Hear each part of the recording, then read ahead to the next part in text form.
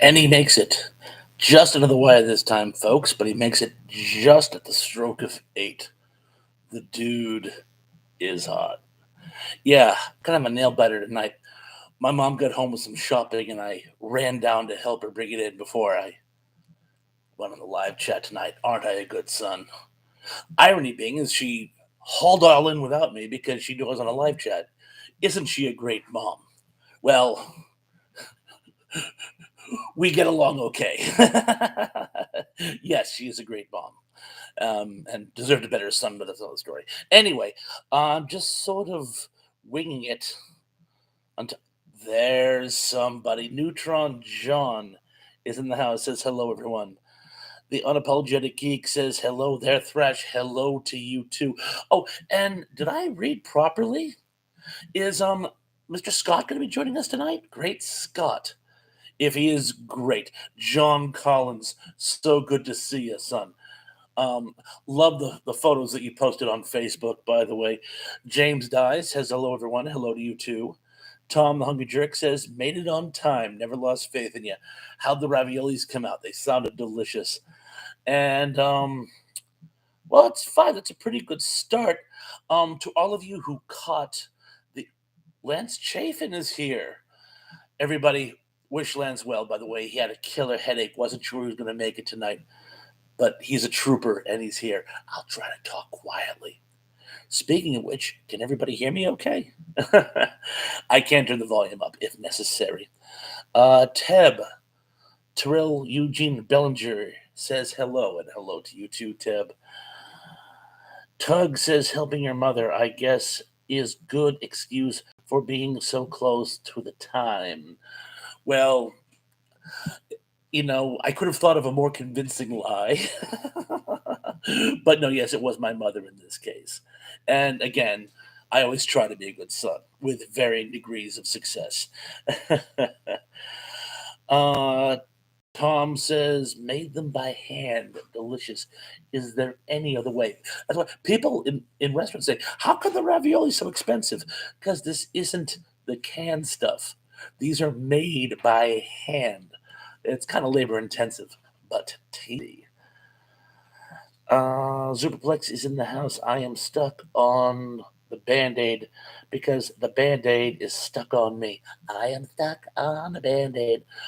Is tonight's theme going to be old jingles from TV commercials? My wife loves those on TikTok. She actually had a challenge where let's see if you can get them all. I got them all. I watched way too much TV as a kid. Daily Dan the Good Stuff says, greetings from South Carolina. Dude, I heard the Carolinas are getting whacked with some really severe weather. Please tell me you're okay. We're all pulling for you.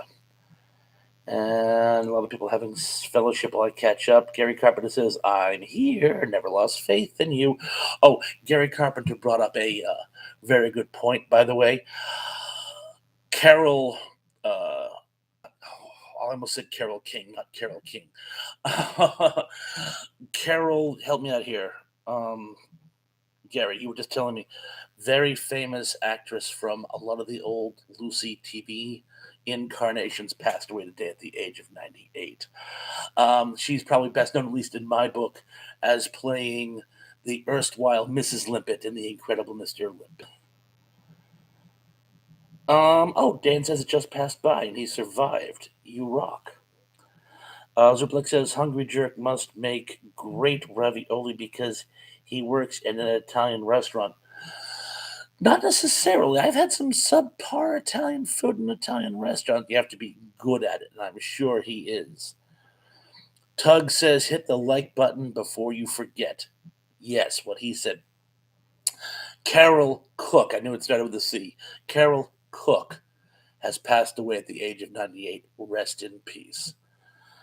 Tug says, glad to hear that, Dan. The weather, not the passing of Mrs. Cook, of course. Wajamin says, hello, Thrash, and everyone. Wajamin, I love your latest wave of humor, by the way. You've been doing a great job. Great stuff, great stuff.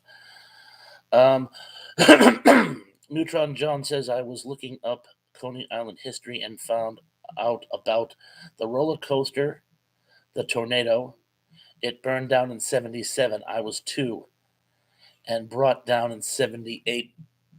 My father took me on that in what had to have been 72 because I was probably 5 years old. So, yeah, Coney Island was an amazing place. Of course, when I hear Coney Island, my first thought is the hot dog stand in Worcester. Worcester, can you say my sister, Krista, got a blister where you kissed her? And I just, Tom says rock legend Jeff Beck has died. That's another heartbreaker as well, by the way. Len Chafin says, I'm a pepper, he's a pepper, she's a pepper. Don't you want to be a pepper too? I was more of a Shasta person, but yes, in this case, I'll be a pepper. Gary Carter says, Thrasher, is it raining where you are? You know, I just had to run out. I left my weekend beer ration in the car. I had to run out and get it. And it's just sort of a heavy mist. The weather, not the beer. Teb says, what are your thoughts on the recent passing of Adam Rich of 8 is enough fame? He was a year younger than I was. Anytime a celebrity younger than me passes, it gives me pause to pause. R.I.P. Mr. Rich. Daryl Johnson says, Bob. Hey, other brother Daryl, good to see you.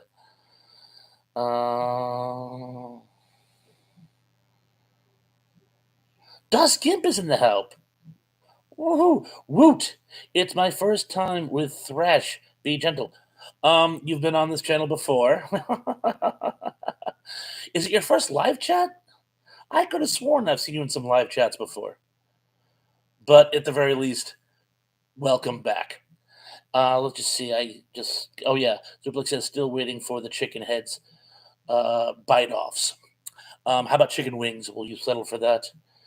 Tug says, I don't film that. Zuper. It wouldn't cut into my earnings from the canneries. I'm guessing he's talking about the biting the heads off chickens. I can see that. A lot of people having fellowship saying hello. John Collins says, hey, Bob, thank you for all the enjoyment of Facebook page. What do you think of my new haircut? You always look very dashing to me, John. And yes, I'm glad you brought that up. Again, you can also follow me on Facebook too, by the way, where I'll also post channel information, upcoming live chats, upcoming events, some of my articles that I wrote for Gamelon magazine.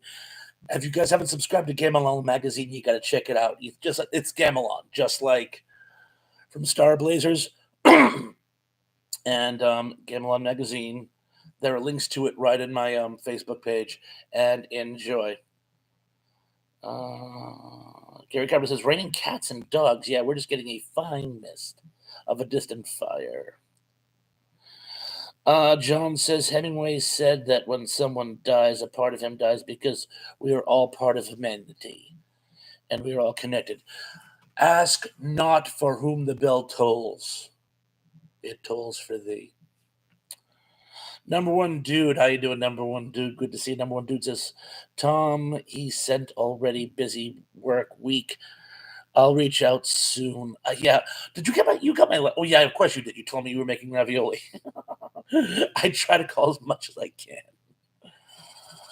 It just even though I'm currently on a layoff, I'm still crazy busy lately.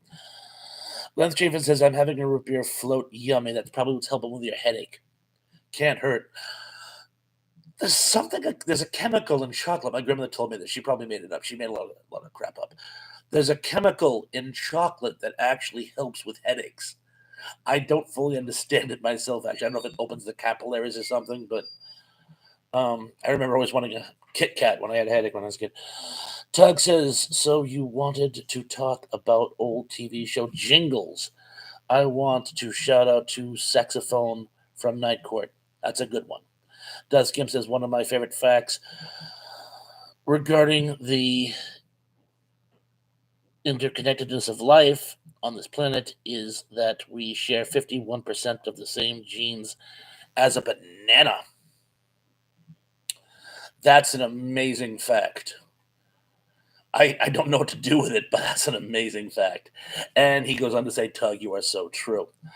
Another truly zen moment there. Tug is always true. Gary Carter says Thrasher, Carol Cook, the incredible Mr. Limpet. Yes, as I said earlier, she played his. You can't say widow because he was still alive. I say the erstwhile Mrs. Limpet. Tom asks Tom. Oh, and hello, Tom Lemery. Great to see you. Did you ever say that's a spicy meatball? I'm sure he has. We've all said that at one point or another. Number one dude says I'm down with chocolate. What you mean says I've heard that too, Thrash. So my grandmother didn't make it up. She wasn't as crazy as we all knew her to be. She was pretty crazy. Emily Miller says, I made it. Hey, y'all. Emily, it's so great to see you. She's become my Facebook friend, by the way. She puts some of the best posts on Facebook and is never too busy to give positive feedback on your feedback. So, Emily, I want to thank you for all the very entertaining stuff you've put out on Facebook. Tug says, Emily is here. Now it's a party. Hey there, M. Superblick says, best TV theme songs belongs to Hawaii Five-O. Da da da da da da da da da da da da da da da. My grandfather loved that show. Da da da da da da da. Sorry, I was gone for a moment. Tug says Perry Mason. Oh, we're doing a lot of instrumentals tonight. Emily asks, has everyone hit that? Let's see, there's 19 people and 10 likes. So, no, we are not meeting expectations at this point. Tracy Rosmeyer says, hi, guys. Great to see you, Tracy. Das says, Tug, I always say saxophone, always. But I think that court is one exception, LOL. I don't see what you're getting at. Well, we'll let that one slide. Anyway, moving forward. A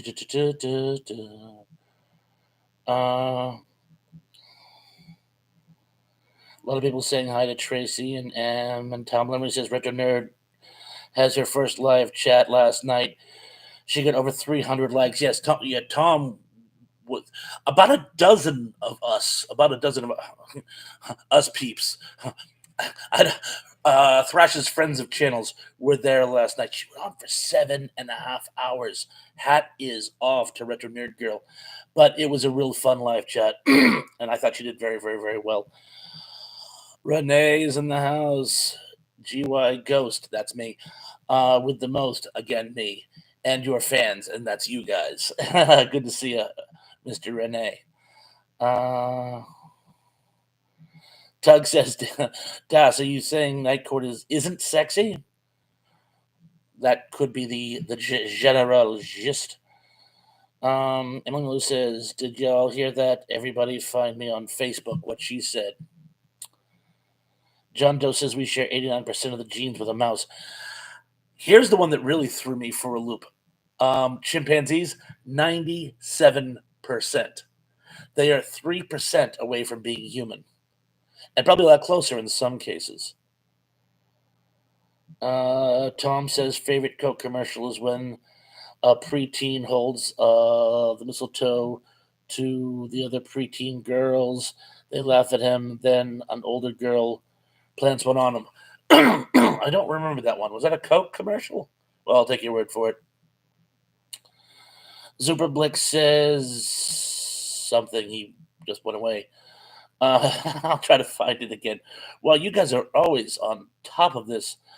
Zublik says Retro Nerd Girl had a marathon live stream, 7.5 hours. Yes, it was. It was 7.5 hours. It was crazy. And you know what? I only watched for about the first 3. I watched a couple more hours today in replay. I had to crash last night. Long day today, but I thought she did an amazing job. And I lost track. How many shout outs did she give to me and us? About a dozen. She would not stop singing my praise. I was so honored. I was starting. People saying you're gonna blush yet. I was actually blushing at the time. Tom Lemery says Peter Gunn theme is pretty good. That one's a classic. I love the music video from the '80s with Rick Mail. Okay, Gib, we're getting a little We're still a little close to the wind. um, well, we could move forward to other more less off color topics, please. Um, Les Chafin says, "Don't forget to hit that like button." Tug says, "Oh my goodness, Super! I had no idea she did that." Yeah, yeah, it was 7.5 hours. It was crazy. Uh, Daskim said, "Did it not post? Is YouTube challenging me again?" Oh no, it posted, but I think we tend to be more family friendly with our illusions here, if we could, if we could. Zublik says, "Yes, doing the unapologetic geek." My other brother Daryl said, "Hit that like button." What he said. And Tracy Rossmeyer says, "Hey everybody, I just want to say hello. There's so many of you that it's so much to type, and I type for a living, so I'm just gonna say hello. Hello, how are you?" Um, Tug says, "No one gets canceled here who isn't a bot." What he said. What he said. We are all friends here. Lance Javen says, "Retro Nerd Girl rocked it. 7+ hours." Yeah, no, that's crazy, isn't it? Emily Miller says, "Works for me, Tracy, LOL." Oh, News Network keeps jumping up in front of my chat stream. Um, Dust Gibbs says, "Oh, sorry, absolutely. I will absolutely respect the channel. No worries, no worries. Just we try to not sail too close to the wind, as it were. No, but it's all good. It's all good." Um, let's just see what we get going on here. I just Wow, you guys really jumped there. You guys have been very interactive today. Tracy Rosmeyer says, "Hello, Robert. I am a friend of yours on Facebook, too." You certainly are. You certainly are. And I've gotten some great posts from you as well. Duskim says, "Tug, it is sexy, just that the theme song is the exception that no one is being." That was before um, we had been clear about the off color and stuff. Tug says, "And the chimps have much better short term recall than we do. I would gladly follow Caesar into battle. Who wouldn't? Who wouldn't?" Um, Number one dude says, "I don't even get 7 hours of sleep." Wow. Tom Lumley says, "I like the Mean Joe Green Coke commercials." That was one that they showed today, too. Das says, "For awesome theme songs, have any of you heard Doom Patrol's theme song? To me, that is such an amazing theme song." I don't recall Doom Patrol. I don't. But I'll check it out. I'm sure it's good. John Bernstein is in the house. Says, "Hey, John Bernstein, how you doing?" He goes on to say, "Angus used to be his name, but now it's a kind of beef." Roger. And Angus is a kind of beef. I've taken a turn for the worst. Gary Carpenter says, "I do too." Emily Miller says, "I haven't seen Dawn Patrol in months." I haven't seen it. I very seldom watch network TV anymore. I wish I had more time to. John Doe says, "Dr. Pepper had a good jingle." It certainly did. We were just doing that a little while ago. Speaking of new TV, has anyone seen the new Twilight Zone? I've seen a couple episodes. I have some notes, but I don't want to launch in until other people tell me what they think. Superblick says, "Green Hornet had a great theme song too, something about the flight of the bumblebee, played by Al Hurt." Yes, that was it. Flight of the Bumblebee. That is exactly it. Tug says, "Welcome back, Connor." One of the best. Gary Carter says, "Thrasher, what does your shirt say?" It says, "Don't be fooled. I just look like I care." Let's just see where we are now. Tug says, "LOL, Emily." I'll just see a lot of people clapping. Arnold Horshack. Oh, oh, oh, oh, oh, oh. Daily Dan the Good Stuff says, "Well, how many movies can you name where people eat people? Soylent Green, Living Dead, Motel Hell are my top three." Oh, there's a bunch more. Well, all zombie movies, obviously. There's that movie. They made two of them about the flight that crashed in the Andes. I think one was called Alive and one was called Survive. Renee says, Emily, you family friendly, but I'll hide my sisters anyway. Okay. Don't want to be a bad influence on your sisters, huh? Hmm. Zublik says the best was Zombie by Lucio Fulci, which was allegedly a unofficial sequel to Night of the Living Dead. Tug says no Texas Chainsaw Massacre. I guess that's just implied. Well, we could go on all day. There's been many, many, many of them. Emma says, Gimp with Father Beans, you might be. A reference to is he available for human, eligible, valid for human consumption. Uh, Emma says, Doom Patrol has Brendan Fraser. He's making a comeback, apparently, it would seem. Um, Tracer S. Myers, I believe. Someone just said, oh, Lance Javen says he was in the Mummy movies. He certainly was. Gary Carpenter just switched phones. And Lynn says, I don't know, Lance. I'm more of a Moscato kind of gal. Number one dude says, I'm watching the 80s Twilight Zone. No. I I'm gonna give it a couple more tries. I watched two. I think the hour format is a little long. And these I don't think they have quite the same aha moment at the end that the original did. They're not bad. Maybe give it time, it will come into its own. But I'm not sure how I feel about them just as yet. Zublik says Cheers had a better theme song than Friends. I couldn't agree more. Tug says there's another new Twilight Zone. Or are you talking about the one from a few years ago? Um, uh, is it a few years ago? I thought it was in the last year or two. The Jordan Peele ones, which were out. Never got a chance to see them. They started showing them on the Sci-Fi Channel. I thought they were out from like 2001, 2002. If they were more than that, then time really does fly. 20,000 Minor says I prefer Don Perignon. Gary Carpenter says he was George of the Jungle. Yes, he was. Emily Miller says, yes, I know Length. Just watched him in the Looney Tunes movie yesterday. Oh, how was that? How was that? John Doe says, SWAT had the most action packed theme. It certainly did. I remember that from when I was a kid. I used to watch it with my cousins. Um, we just jumped again, so I'm going to try to. I love all the Star Trek themes except Enterprise. I do not have faith in the heart.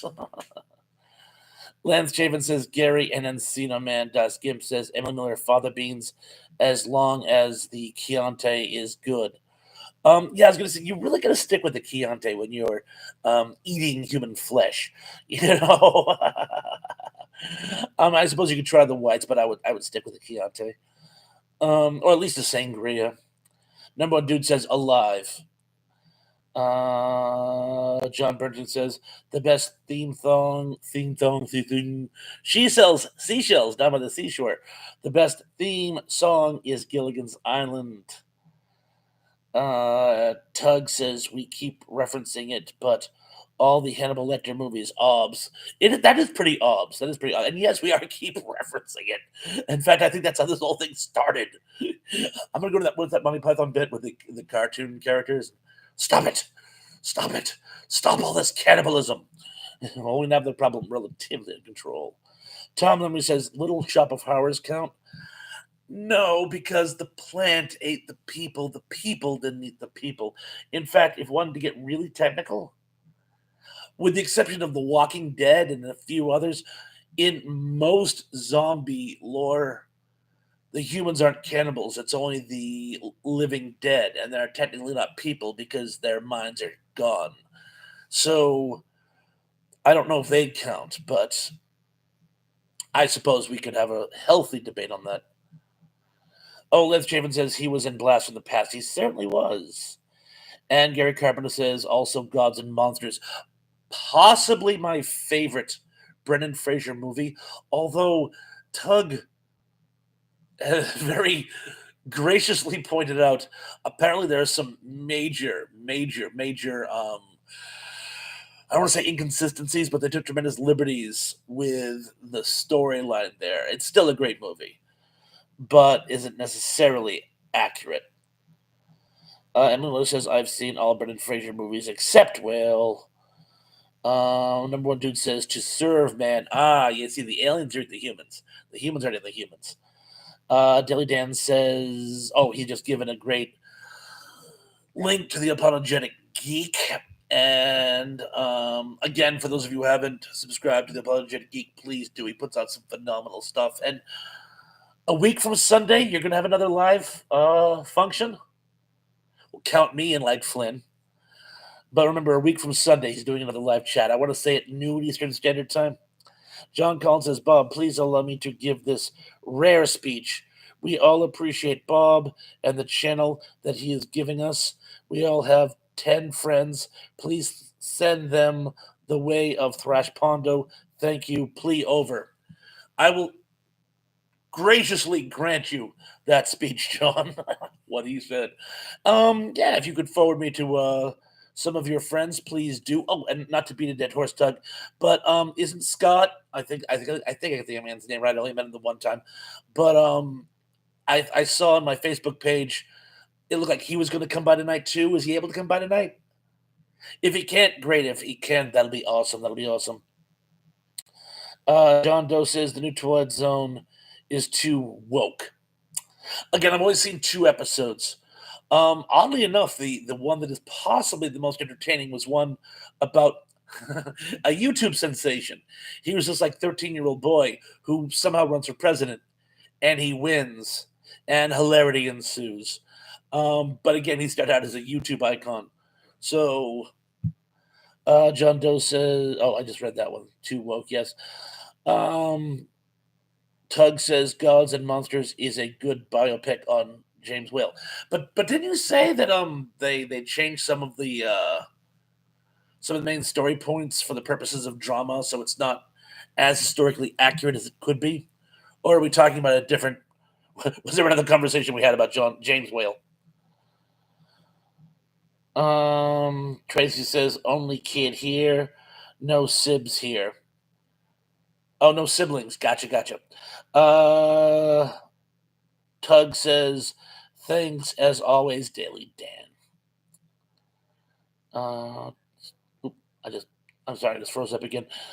And it always, did you guys notice, by the way, those of you who were on Retro Nerd Girl's channel last night, she kept getting concerned because the graphics kept jumping. It does. When you get too far behind in the chat, it leaps to the bottom of the page. But the funny thing is, right before it does that, it always freezes. Like, so I'll be scrolling down, reading what you guys are saying, and then all of a sudden it locks. And I go, oh, it's going to jump to the bottom of the page now. And sure enough, kablooey. And where am I? Wow, you guys are... I am very far behind. You guys are very on top of things. Well, I will catch up or die in the attempt. Here we go. Lance Chafin says Brennan was also in Journey to the Center of the Earth. Journey to the Center of the Earth. You know which one my favorite rendition of that film is. Number one dude says making your way in the world today. Gary Carpenter says, not me, I've got a sis. Well, get her on board. Tom says, I like the TV show Swamp Thing. Very dark. I don't recall the Swamp Thing TV show. Dow says, I'm not sure I would want to watch Jordan Peele's Twilight Zone show when Black Mirror is awesome.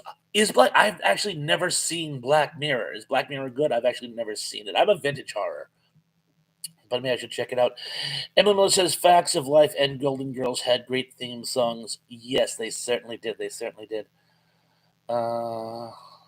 Gary Carpenter says, I've not seen that version yet. Tug says there's no recapturing the classic Twilight Zone magic, and they've tried on several occasions. They just can't. Even Serling himself could not recapture the magic with Night Gallery. And don't get me wrong, I thought Night Gallery was an excellent attempt, but it was not the Twilight Zone. Gary Carpenter says to Tom, I couldn't see it on my TV. It was so dark. I could only see the lights. That happened to me. I had a flat screen TV that was set too low, and in night scenes, I couldn't see what was going on. Renee said Starsky and Hutch theme was fun. It certainly was. Tom Limmery, Daily Dan, there was a musical that had this barber was killing people and someone made a pie out of them. Can't think of the title of it. Sweeney Todd. Sweeney Todd, which was a stage play, but Tim Burton also did a production of it, a film production with Johnny Depp. Lynn Chafin says the greatest American hero had a good theme song. Believe it or not. Well stated, yes. Believe it or not, he did. Emily Miller says human flesh is closer to pork, so a white wine pair is best. All right, go with white Zinfandel. We'll split the difference. What did the red wine say to the white wine? Stop, you're making me blush. So Blake says, but does it taste like chicken? No, I think it tastes like pork. Supposedly a slang for human flesh is long pig. Trey Meyer says, what I really like is old 60s TV shows, pieces of music is or themes like Mission Impossible, Get Smart, Peter Gunn, Hawaii Five-O, stuff like that. Oh, and Tracy, while I have you, speaking of Long Pig, remember the one of the times in Monty Python where they were doing a cannibalism bit? They were in the life raft, and one guy won't tuck in because, well, he's not kosher. And one of the other guys in the book says, well, that depends on how we kill him. And I'm like, well, you raise a good point, but I think he's still, no, it's Trafe. Dawes says, Thrash's next YouTube channel will be a cooking show for all the ways you can eat people. It's people! It's people! You know, I actually had a cooking show on local access TV years ago. It was called Kenny Cook How. Chinese food, healthy cuisine, a lot of fun. Audition for the Food Network. I'm not making this up. Gary Carpenter says different strokes and give me a break with good themes as well. Suplex says, and you know this because Emily? Tug says, oh, now I've got it in my head, Lance. I'm walking on air. I'm walking on air. I never thought I could feel so free. Les Javen says, Emily, I'm worried about you, as are we all. John Bernstein said the best action theme is the full version of the A-Team. All right, all right. Although Combat had a great action theme as well, you know, when they're tooling around in the dunes with the 30 calibers and yes. Bobby Renee says the Jeffersons will catch you. Moving on to the East Side. Very, very catchy. In fact, I think that actually won number one for best 70s sitcom TV show theme. Tom Lemmy says Batman theme song was good. Yes, it certainly was. Dow says Emily Miller, Golden Girls is an exceptional choice. It certainly is. Well, that was a hit song in the 70s before the Golden Girls came out. That's by the same guy who did Oh What a Lonely Boy, and he had a few of the hits back in the 70s. So yeah, it was actually a top 40 hit before it became a theme song. That actually happens more than you'd think. So Blake says, eat the poor and save the rich. All right, let's not bring class into this, okay? By the way, oh, but well, that does fit. War of the Worlds. The humans evolve into two castes, and one caste eats the other caste. Although I think it was reversed. I think the working class were the ones who developed the cannibal technology, and the sort of idle rich went into the pot. But if I'm wrong, please back me up here or clarify anything I'm wrong about. Gary Carpenter says, EM, the really good themes were The Addams Family and Batman. Made of Rubber said zombie movies don't show enough skewered bodies and self-inflicting PTSD to your eyes. Um, if I'm interpreting what you just wrote correctly, oh, and welcome to the show, Made of Rubber. That's actually one thing. I actually did a post on 10 cliches that you see in post-apocalyptic uh, stories, and one of the things I always noticed was the people never seem to have PTSD. There'd be a lot of people who would be traumatized to the point of and they're not. I don't know. They just think that would make good drama, or the ones that were like that couldn't survive. But there should be a lot more cases of PTSD of varying types in those entertainments. Other brother Daryl says zombies do not count. Thank you. Made of Rubber says I know real horror. LOL. Ooh, I hope you survived without PTSD. While we're on the subject, Emily Miller says, "Why don't zombies count? Because they're not people. They're dead people. They don't have like functioning cerebellum. They're not interactive. They're basically eating machines. And while humans vary in effectiveness, they're more than simply eating machines." Gary Carpenter says, DJ, zombies, thumbs down. Tom, so we have another vote against zombies. Tom the Hungry Jerk says, favorite vintage cartoon wizards. We're doing feature films. Okay, Wizards. Well, that was possibly the film that made me obsessed with the post-apocalyptic genre, and I am doing a retrospect on that someday. I'm just going to get the new technology up and running. I know. It's we're long overdue. But yeah, what's your favorite feature-length animated film? Anyone see the Japanese one from World War II? Um, Momotaro, I think it's called. It's considered the first anime, and it's about this kid from Japanese folklore who leads a group of Imperial Marines against the British in Singapore. I'm not making this up. Renee says Battlestar Galactica theme. That's a good one. Doss says Venture Brothers, Archer both have great theme songs, and I love both of them. By the way, I wasn't crazy about the last season or so of Archer, the one where he comes out of the coma. For some reason, that didn't grab me, but I loved Archer. And Venture Brothers is pretty darn good too, with Brock Sampson.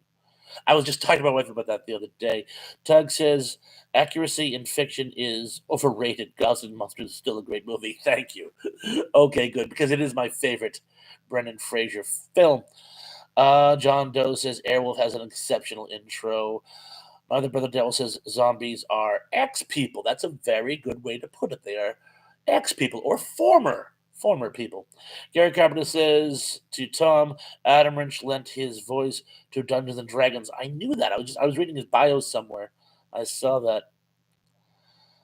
Tug says Lost has a great theme song. Wow. Dust Gim says I am Scott. Great Scott. Oh, you're Scott. Okay, thank you. Scott, welcome to the party. Yeah, I saw on Facebook that you wanted to join tonight, and I'm so glad you did. Thank you. Okay, great, Scott. I'll take the case of goes for that. And Les Chafin says, John Doe, I totally agree. Loved Airwolf. Airwolf was a good show. That's actually the show where Bryan Cranston met his current wife. John Doe says, yeah, that is a cool theme along with a cool chopper. Tom says, I heard that. Yeah. Gary Carpenter says, Knight Rider was great. Yeah, it certainly was. John H says, I avoid. Oh, John, what did you. Hello, John. Sneaking in here. John says, I avoid reboots due to wokeness.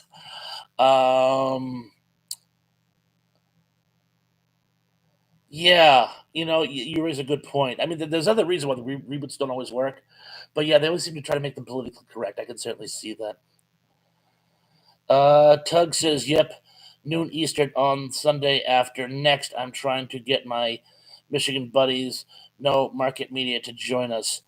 Um,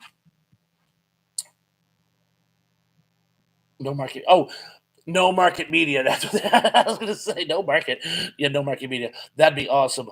Anyway, count me in like Flynn. Zuplex says, "Who was responsible for zombies in the first place? They are the lamest monster imaginable." Yeah, Zuplex has a thing against zombies. Um, Still not entirely sure why. He thinks they're stupid. Tom says, "Dave's post about Jerry Mathers scared me yesterday. I didn't read it. Oh my gosh!" And Tim just brought up something very interesting but jumped off the page. So guess what I'm going to do? I'm going to go back and find it or die on the attempt. Because wow, am I far back? Oh, Golden Rage, you're here. By the way, hello, Golden Rage. I'll get to you eventually, I'm sure. Uh, Here it is. Actually, no, that was a different one. Holy wow, am I far behind? Ted says, which TV show premiered in 1996 do you really love the most? Spin City, Third Rock from the Sun, Seventh Heaven, Everybody Loves Raymond, Arthur, Moesha, The Daily Show, Sabrina the Teenage Witch. I didn't watch a lot of those shows, but I'm going to go with The Daily Show. And normally I would spend way more time on your thoughts, Ted, but I'm really going to try to catch up here. So I'm going to skip through a lot of other people's answers because we are so very. Oh, Das Gibbs says, "Oh, I just thought of this great theme song, The Greatest American Hero." Oh, yes. Yeah. A lot of people love that one. I love the line they do on the Family Guy where they say, um, the theme song outlived the show by decades, and it's so true. Tug says, I'm going to give it to Third Rock. I love the episode with Shatner. We were just talking about that one last week. Uh, who could it be? Believe it or not, it's just me. Love the Seinfeld episode where that's his answer machine message. And I'm gonna skip down here. Number one dude says watching The Color of Money, 1986. Love that movie. Pat from the Golden Age of TV says, "Hi guys, I knew you here somewhere." um, Tug says, "Dude, that's a one good underrated Tom Cruise flick. It certainly was." A lot of people saying hello to Pat. John Bernstein says, "The unapologetic geek, who could it be? Believe it or not, it's just me, the greatest American hero, James Scadbury." Yeah, that's the person who did that. Thank you. And Melissa says, "Pat, my secret crush." Oh. Teb says the Outer Limits was a much better attempt to cash in on the Twilight Zone, but it wasn't able to capture the magic of the Twilight Zone. You're right. Nothing could capture the Twilight Zone. Pat says the weather calmer today. He's been having some terrible weather out on the west coast. John H says Sterling had little control over Night Gallery. The show had a different producer and mainly just hosted episodes and wrote some of them. He never was stuck making intros for recycled six-season episodes. Yeah, I had heard that, by the way. It was really more of a cash grab, and he didn't have a lot of control over it. Um, Gary Kevin says, I saw the original stage play that was on TMC. Someone had taped it at the theater. I used to be talking about Sweeney Todd. I saw it that way too. My old roommate had that. Dust Gibbs says, great. Get Smart was great. Great call. Yes, whoever said Get Smart. Tom Poston was supposed to be the hero in that. Tug says, it is, dude, kind of like how Enemy of the State is a quasi sequel to The Conversation. I did not know that. I did not know that.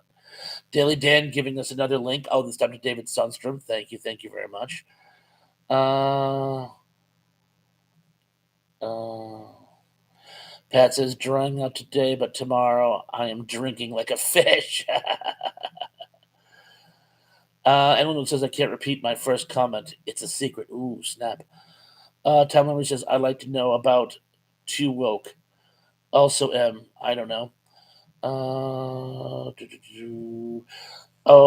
Dan has given a link to the Golden Rage of TV. Thank you, thank you. Daryl Johnson points out 21 watching, 17 likes, hit the like button. What he said, well, we're getting close. We're getting close. Number one dude says, here's to feeling good all the time, Kramer. Oh, and Pat says, thanks, you guys. John Doe says, he can't stop the rain from coming down. Ain't that the truth? Tug says, but can he cook people? Well, I suppose. That's the problem when I get this far behind. Sometimes the context loses its sting. I'll try to keep up when I get to the top. Trace Omar says he's not Jewish. LOL. Uh, Lance says Emily and Tracy were both my crushes. Pat says I had the balls to go look under my house. Yeah, no flooding. Good, good, good. John H says I think Rat Patrol had the writing in the dunes in the opening credits. It certainly did. Combat had a still image opening, but a great theme song. Yeah, I remember in did I say combat? Oh, yes, I meant Rat Patrol, where they're riding in the dunes in the back of the jeeps. They got the 30 calibers. Yeah, that I meant Rat Patrol. Thank you, thank you. Tim says everyone my age says that the Fresh Prince of Bel Air theme song is more catchy than the Brady Bunch theme song. You can make a valid argument for that. Tug says, I think you mean the time machine. I did mean the time machine. Holy cow, what did I say? Did I say Journey to the Center of the Earth? But yes, I meant the time machine with the Morlocks and the Eloy. This is what happens when I try to catch up. I sometimes lose my own thread. Daily Dan sent another a link. Thank you very much. You're our link master. And I'm just going to scroll right down so that I can. The foundation is here. Hey guys, stopping before bed. Hope everyone is well. Oh yes, I don't know if you. Two things. One, the foundation has a new shtick that he's doing. He's doing. For want of a better word, I call them mirror dramas. Sort of like that Julie Noke was doing, still does actually, where he does like a comedy sketch with himself. He'll be asking himself for advice, and his alter ego is talking about something totally erroneous, and they're having like a complete unparalleled conversation, but it's actually very funny. Check him out. Oh, and two, I found Under the Mountain. It's actually on YouTube. So we were talking about that New Zealand TV series. It is actually on YouTube for New Zealand nostalgia buffs. Tim says Secret Agent Man. I love the version of that on Repo Man, which is in Spanish, by the way. It's excellent.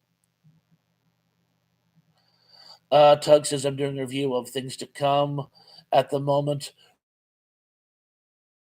with the whole wandering sickness bit. Very proto zombie. I still say that whole wandering sickness in things to come is the alpha patient of the zombie subgenre. Tom says, try my Soylent Green meat sauce for my Prada. Zubik says, hello, Foundation. Glad to see you again from Great Britain's beyond bedtime there. It certainly is.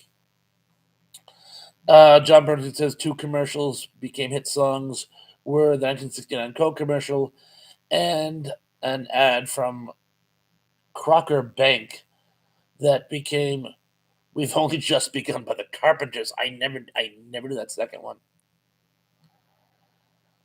Let's just. Oh, Emily says, doesn't Music Girl live in Southern California? I'm not sure.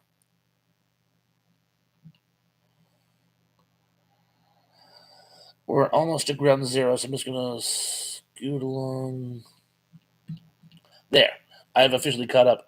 So I'm just gonna cut it. Emily says, "Oh no, Pat. Hopefully, it's just some strained muscles." Oh, apparently he was hurt. I'm so sorry. I hope you feel better. Um, Pat says, I can wriggle my nose really well. That's good. Emily says the magazine was supposed to be sent December 23rd. Oh, the Remind magazine. Good luck on that. Hopefully you'll get it soon. Dilly Dan gave a link to the foundation. Thank you. Emily says, I can too, Pat.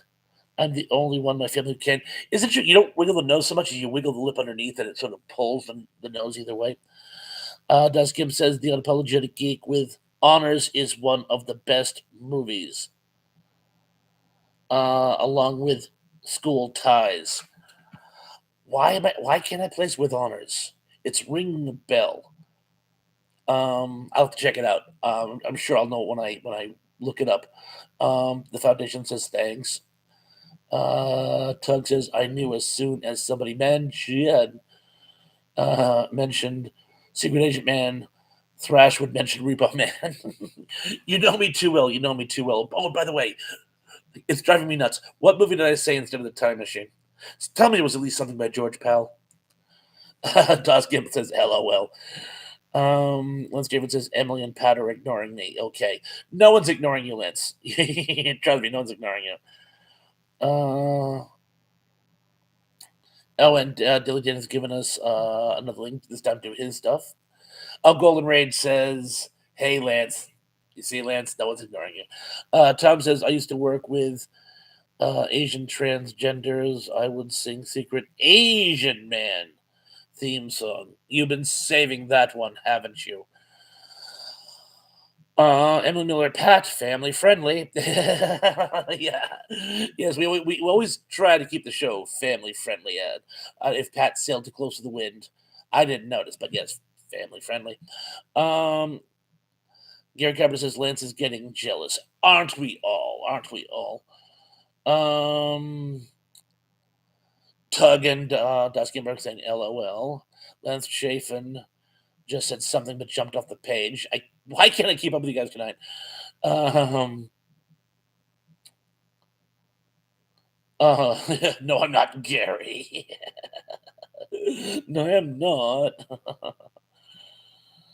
Zublik says, what if they were women hungry jerk? Women dressed as women? Well, that wouldn't be in drag then, would it? Got you there, didn't I? Tug says, School Ties is pretty dangerous. Oh, dangerous, I'm sorry. School Ties is pretty dang good, too. It certainly is. Number two says, with honors, is that with Leo Goats? Why can't I place this film with honors? I don't know.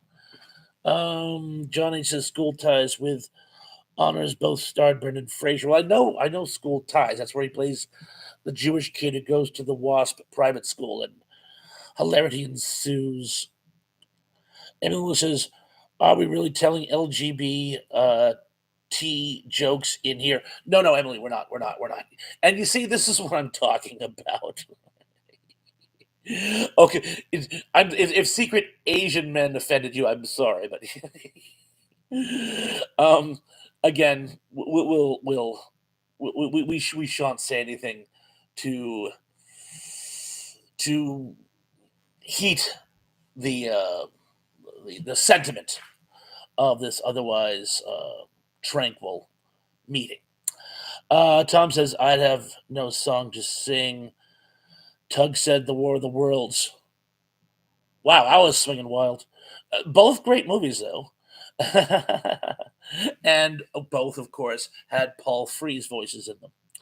Actually, if you look really closely, Paul Frees is one of the, and I'm sure you already know this, so, but for the benefit of those of you who don't, in the opening sequence, Paul Frees plays one of the reporters right before the first real nasty Martian attack.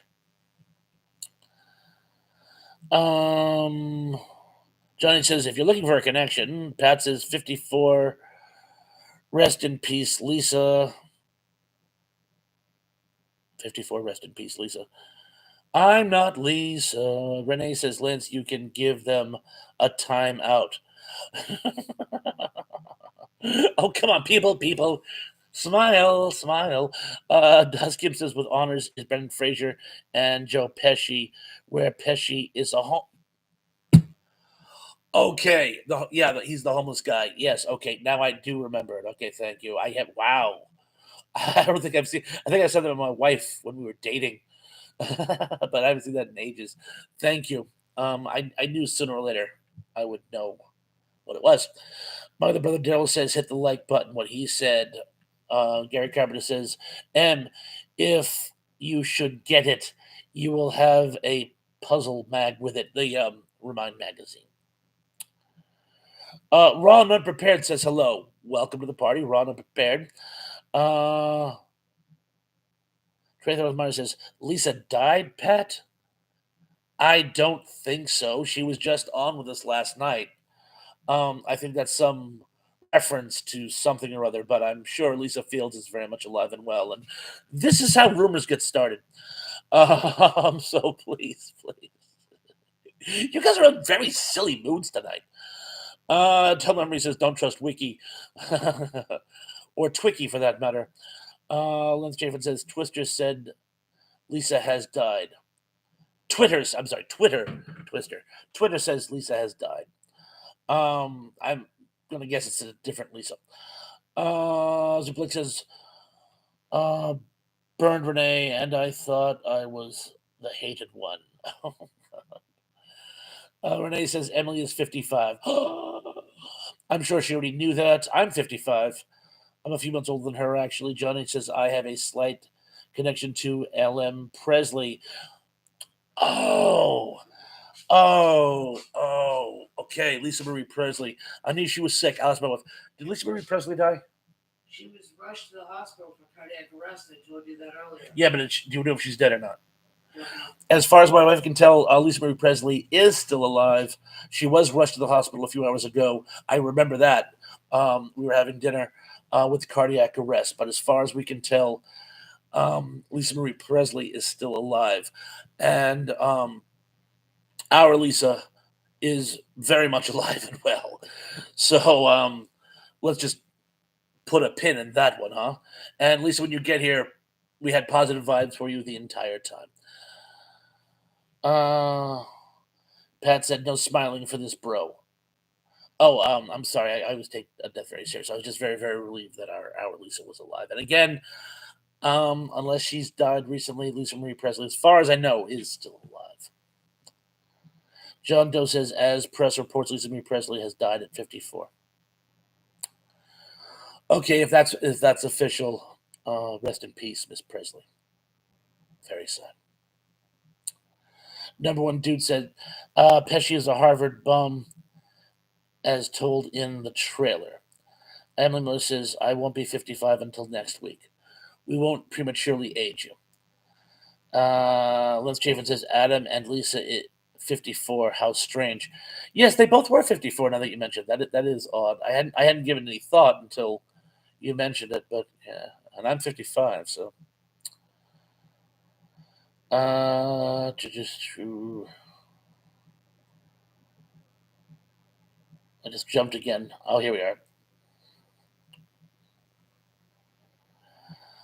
John Collins says, remember, Bob, you said that you were going to make a statement about the ribbing. Oh, I thought we covered that. Give me a second, by the way, because I'm very, very, very far behind, and I don't want to miss any more comments because I've already missed quite a few. Dust Gim says, Ron, I'm prepared. Joe, hey man, good to see you. Oh, Joe, welcome to the party. Sorry, I didn't realize. See, you guys all know your handles. I'm learning them as we go. So, Ron, I'm prepared. I might be so kind as to call you Joe if that's okay with you. Excellent. Zerblick says, John, where have you been? Pat says, no rumor, bro. Yes, I do apologize. I have since caught up with the loss. So please don't take anything I said out of context as me being light on the matter. Skipping forward, a lot of messages being retracted here.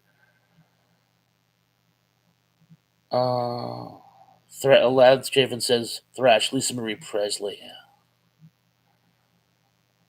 Emily Miller says, Rolling Stone and People announced her death.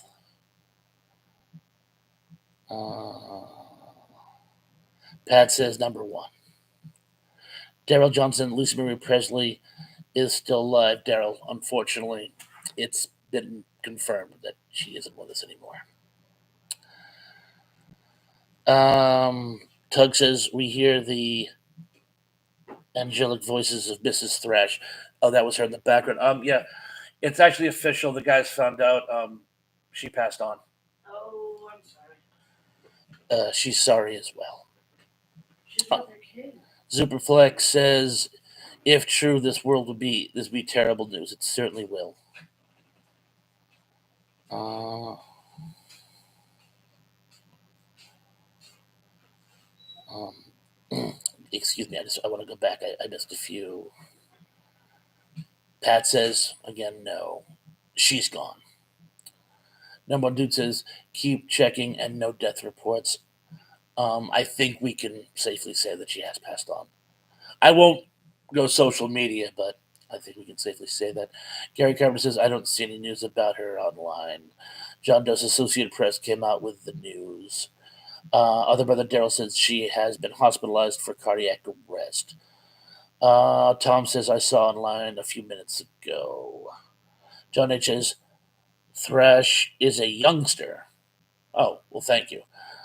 Pat says she's dead, Daryl. John Burnson says I'm over 60, well over. Gus Gibbs says OMG. Lance Chafin says stars keep dying. It's so scary. It is. It is. 2022 was a terrible, terrible year for celebrity deaths. Every year is, but it just seemed this year was particularly a year of heavy casualties. Um,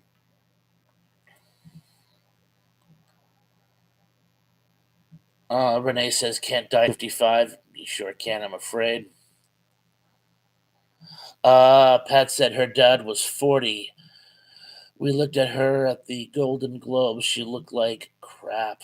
Oh. Dust Gibbs says, I am so sorry for Priscilla. So horrible to outlive your child. Well stated, well stated. Uh, Trinity Rossmeyer says this is a true story. Yes, I'm afraid it is. Uh, uh, Joe says, whatever name you want to use is fine with me. Well, thank you, Joe. You can call me Thrash or Bob or Thrash Bondo or Bob Bondo. Most people on the channel just call me Thrash or Trash if they're feeling silly. Gary Carpenter says Lisa Marie was married to the king of pop, Michael Jackson. Certainly was. Certainly was. Tug says no parent should outlive their child. Certainly shouldn't. Certainly shouldn't. Manly Butler is in the house. Says hello, everyone. Hello, Mandy. I'm sorry to open with bad news, but apparently we have just found out Lisa Marie Presley, who was rushed to the hospital earlier tonight with cardiac arrest, has been pronounced dead. We were hoping it was premature rumors and that she was still with us, but sadly the lady has passed on. Teb says it's sad we're losing so many of our favorite pop culture icons. It truly is. It truly is. Lance Chafin, that's very, very kind. Lance Chafin says she's with her dad now. That's a very nice way to look at it. John Bernstein says, my Maserati does 185. I lost my license. Now I don't drive. That's a song from Life's Been Good to Me so far. A lot of people saying hello to Mandy.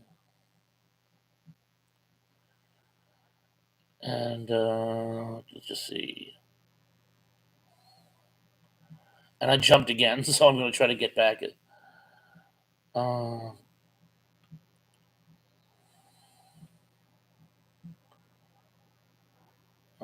let me say, oh, here we are.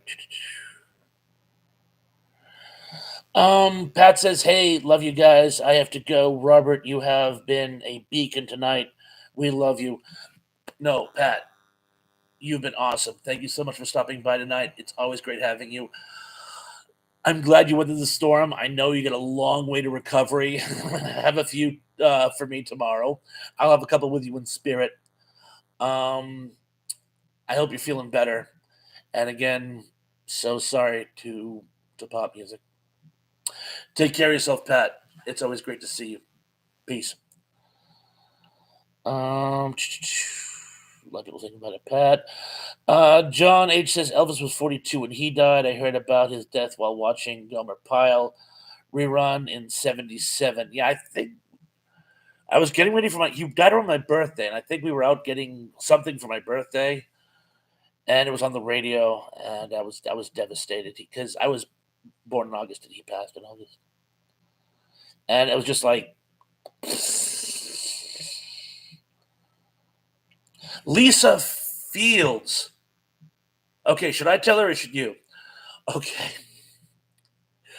Um, I shouldn't laugh. This isn't funny. Lisa Fields is a situation. You may or may not know, Lisa Marie Presley has recently passed on, and there was a lot of talk about how we lost Lisa. And for a very, very brief moment, I and a couple of those in the chat thought people were talking about you. It was Lisa Marie Presley. You are very much with us, and I can't tell you how relieved I am to see you here tonight. I can't tell you how I am, but we've been discussing the tragic loss of Lisa Marie Presley. But you couldn't have picked a better time to show up, by the way. And I think on that note, perhaps we can try to steer the conversation into our normal most. I know everyone's been in sort of a. I don't know what the vibe for tonight is, but I'm going to try to turn it around.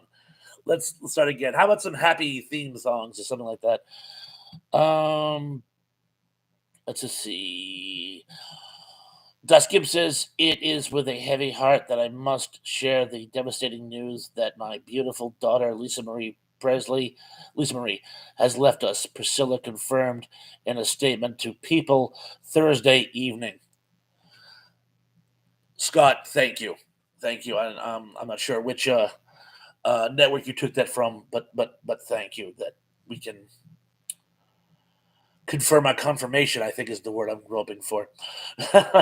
Again, I am not trying to make light of this. I'm not trying to make light of this, but it was it was kind of sad when some of us thought it was because I mean you got to be careful with social media. I mean, how many times recently have we heard about a celebrity's death and they're not dead? Um, so it's something of a relief that we can actually put this one to rest and rest in peace, Miss Presley. Oh, Truth of Mars is so sad. Tug says Lisa, she is alive. Our Lisa is still alive. Yes.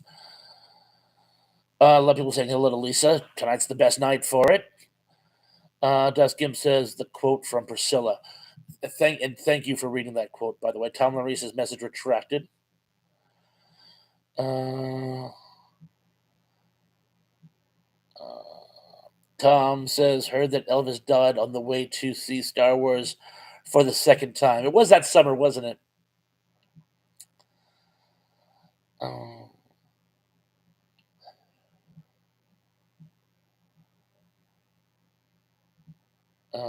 we just jumped again, so I'm gonna try to go back here, and here we are.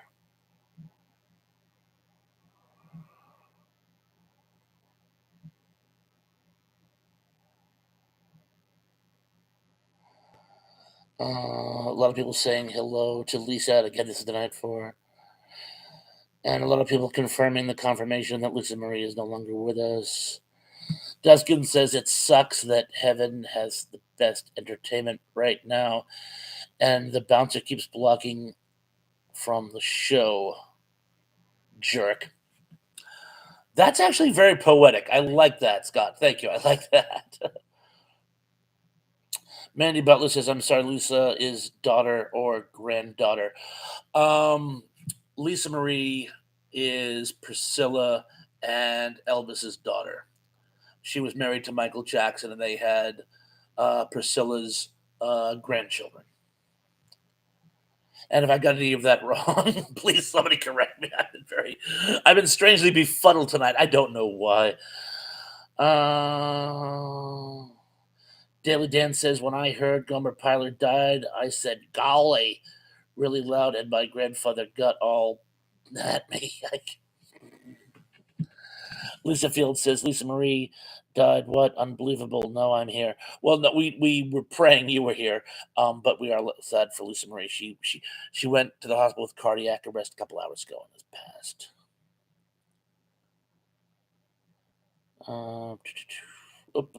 And we jumped again.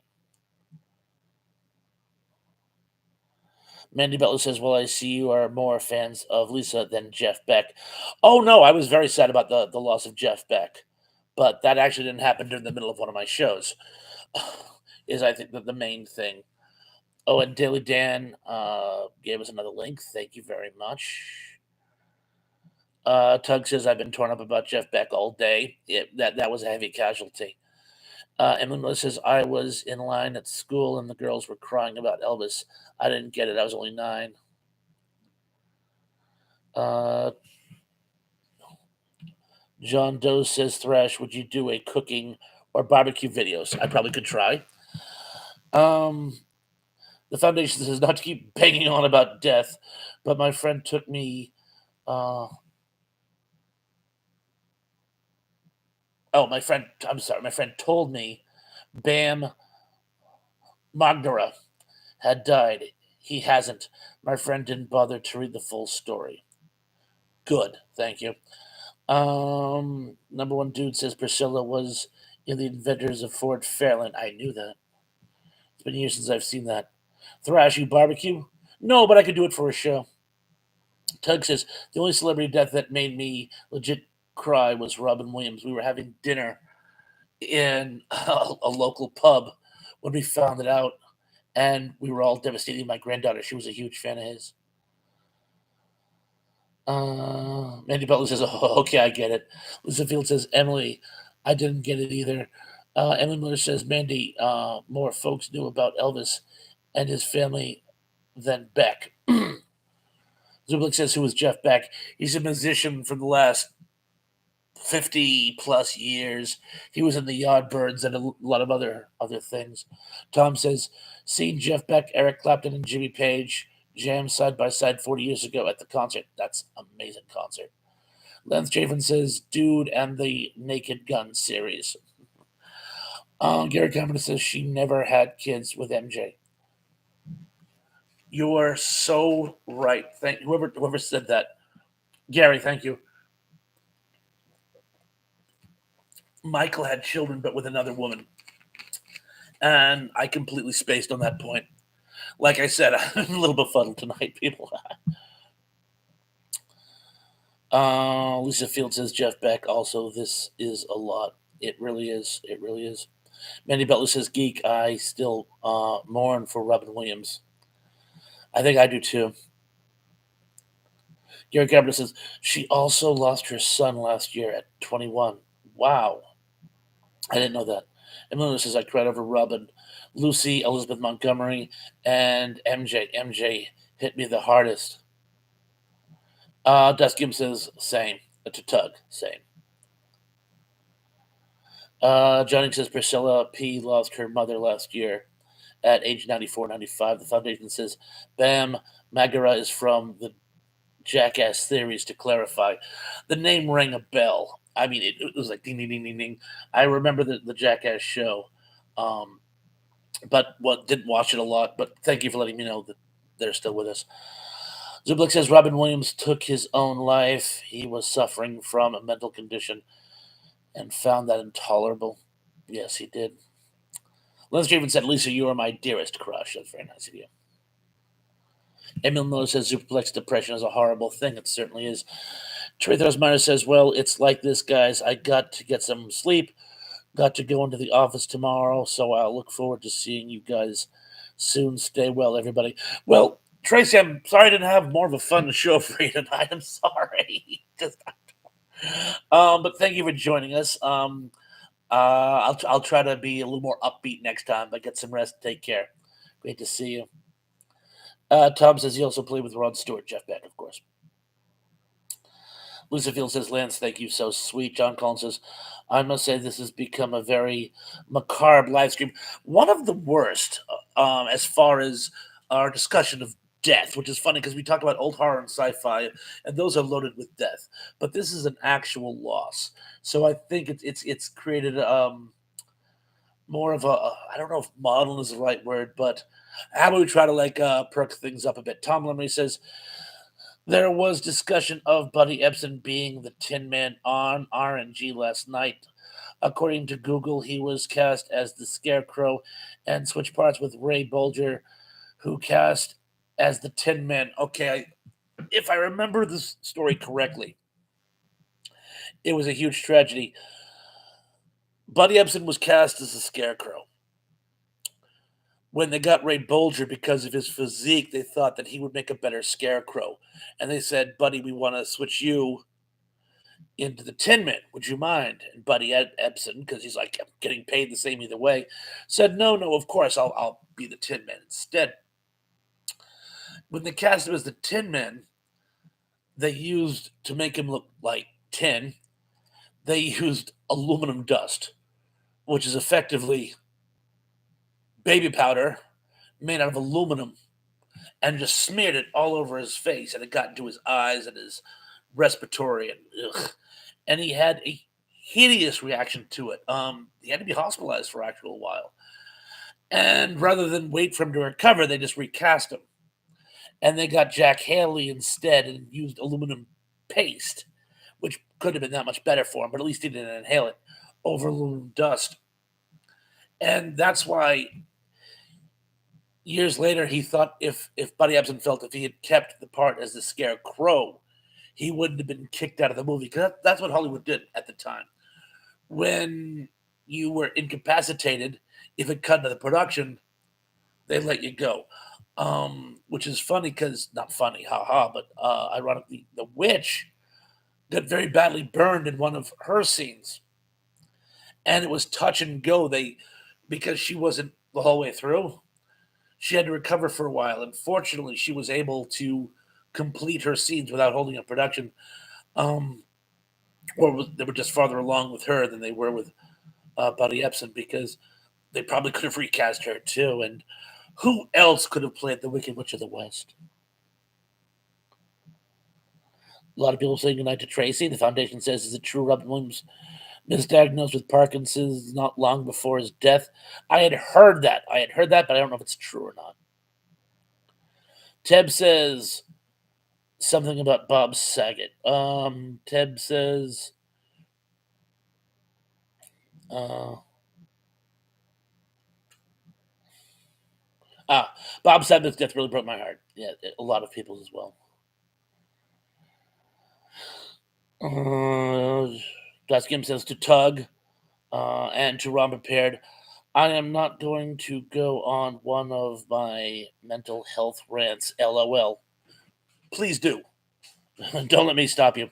Tug says it was Louis Body dementia. Levy Body? Louis Body. Louis Body. Louis Robin Body. Williams. Yes. She is also my wife is a big fan of Robin Williams as well. Louis Body dementia, not Parkinson's. It is brutal. Thank you. He could have had both, far as I know, but yes, I knew about the dementia. Minnie Bellas, Tracy, don't go. Tug says, I was wondering if you were going to say anything, Scott. Again, don't let me stop you. John Collins says, I must say this has become a very macabre live stream. Yes, but we are turning it around, are we not? Are we not?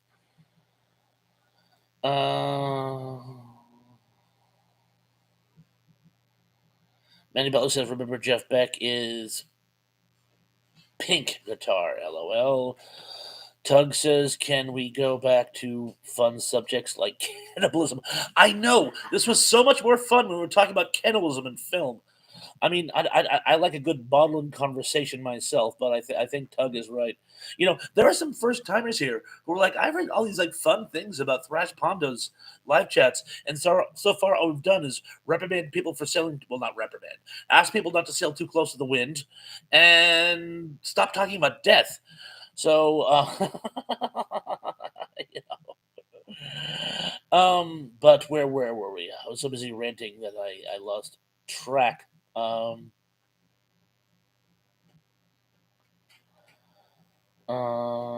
Emily says, death is part of life. Don't get poetic.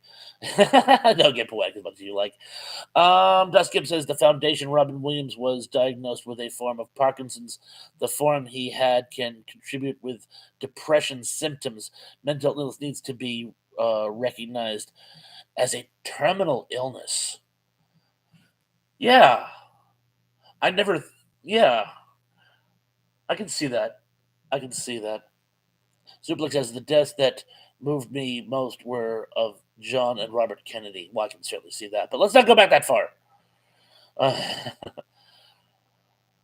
Uh, Daryl Jones says, "Too late for that tug. They are on the death talk now." I fear you might be right. Mandy Butler says, "Cannibalism." Ha ha ha! You laugh. No, that's how we got to start on cannibalism. Uh, uh, skipping down. Tom says we have a Bay Area tunnel named after Robin Williams. Emily Miller says Ebsen would have made a great scarecrow with his dance moves. He really was an old hoofer. John Collins says bye for now, everybody. John, no, no, no, no, no, John, don't go, don't go. It's cool, it's cool, it's cool. We're switching conversations now. Oh, and by the way, John asked me to actually ask you guys. Um, I explained to him that we're all friends here and that we oftentimes rib each other. And I'm sure you guys all realize that too. So please, nobody ever be offended by anything anybody says in the chat. And again, uh, just realize that anything people say is all done with good humor, with good humor. Um, which up until tonight hasn't been a problem.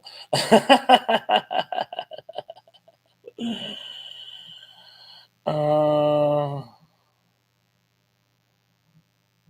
Emma says, "Have a great night, John. I hope John changed his mind."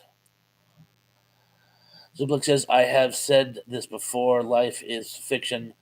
Death is the reality." Ooh.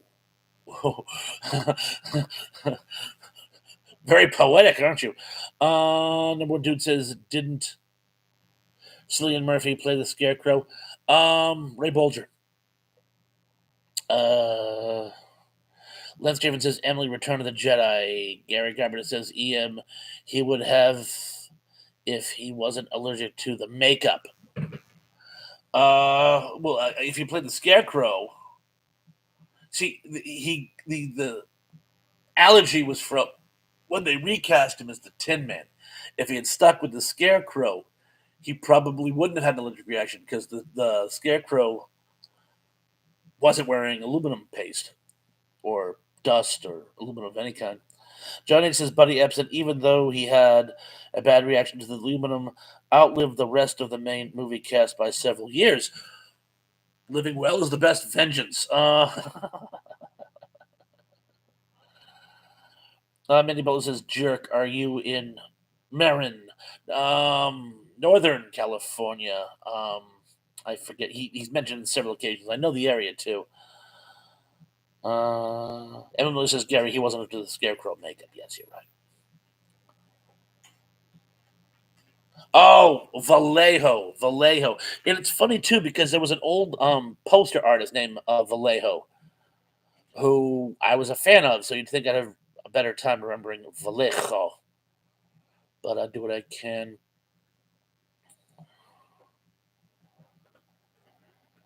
Uh, where was I?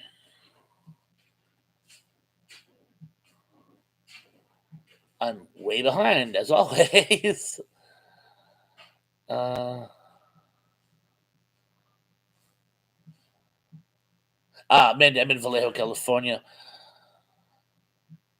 Uh, John Doe says, "I believe you skipped my comment. No problem.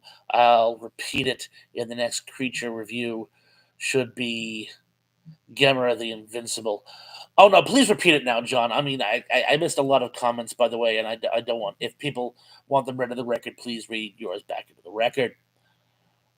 Gary Cameron says Buddy Ebsen was a great actor, but he wouldn't fit in Oz. Um, Lucy Field says, "Thrash, I love your shirt. I need one." Mandy Butler says, "Former San Rafael." Tug says, "Gamera, friend to all children." Indeed. Gary Carpenter says, "Lucy Marie was married to Nick Cage." Um, Zublik says, "Cillian Murphy is playing Dr. Oppenheimer in the Atomic Bomb movie. Looks interesting." Tom says, uh, "Used to work in San Rafael." Lance Javen says, "Mandy, can I be your crush?" Mandy says everyone here is the best. Mandy, thank you so much. Thank you very, very much. John H. says Estelle Getty and Frank Bonner also died of Lewy body dementia. Wow. I did not know that. I did not know that. Number one dude says Cillian Murphy auditioned for Bruce Wayne and heard he did a good job. Almost got it if it wasn't for this guy Bale or something like that. Tom says gonna head out. Take care. Tom, thank you so much for joining us tonight. Take care of yourself. Looking forward to seeing you very, very, very soon. Ziplik says, thank you, Mandy. Although everyone regards me as sitting nine, the left hand of Satan. I don't regard you as that. I didn't even that there was such a thing. Ziplik, like sometimes you should come like with you know, a glossary. A lot of people saying goodnight to Tom. And even Tom saying goodnight to Tom. Das Kim says, what sci-fi parasite would you like to have infect you? The green slime. Just so I could have that really, really cool theme song. Emma Miller says that would be awesome, Tug. Uh, uh,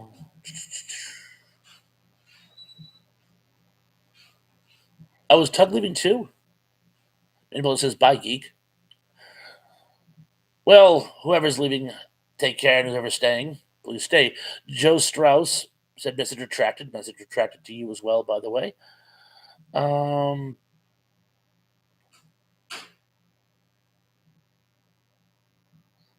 Mandy Butler says, Dad, Gimp, come. Oh, I want an earwig from Star Trek.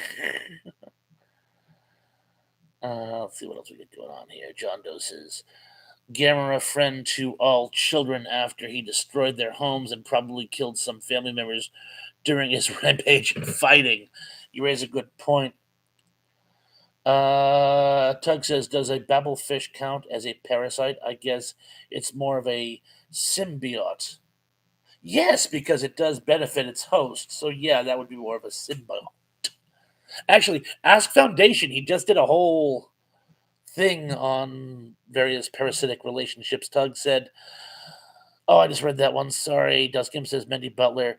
That one freaks me out. Yeah, I can see how that would. Emily says, I'll take the parasite from Deanna Troy carried. He was kind of he was kind of cool. Uh, I can see that. Tom says, got firecrackers and bottle rockets. Scary. Cool. Lance Chafin says, Lance Dance King of Romance in high school.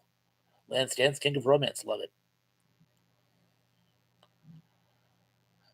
Number one dude says, good old fashioned ribbing. Remember, all friends here. Tug says some people take ribbing the wrong way, but me, I'll take all the ribs you got. Speaking of barbecue, brother Joel says all about death. Tom says, Bob, you're breaking up. He's breaking up. He's breaking up. Oh no.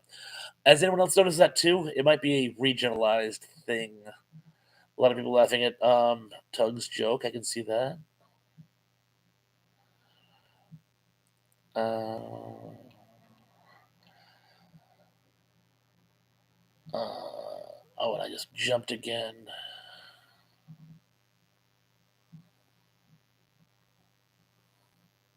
So I'm going to skip back a bit.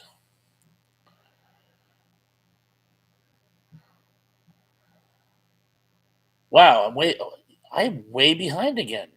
You guys are. Tom says Boris Vallejo. Yes, exactly. Boris Vallejo. I used to have a lot of his old posters. How did I get this? I don't know how I could have possibly gotten this far behind again. Danny Skaten says internet issue. Tug says some people take. Oh yeah, we already got that one. Okay, so I've gone back to where I was. Kenneth Wilkinson in the house says, "Good evening to all. Great to see you." A lot of people saying hi to Kenneth. I'm going to keep skipping down because I'm way behind. Dust Gimp says, Emily Miller, Shalane Murphy absolutely is. Love him in Peaky Blenders. I saw the first episode of Peaky Blenders. I thought it was great. I have to get back to it because all I saw was the first episode. I did love it though. Um, Tug says I prefer a BBQ sauce on my ribs, not just a rib. I know that's heresy in some part.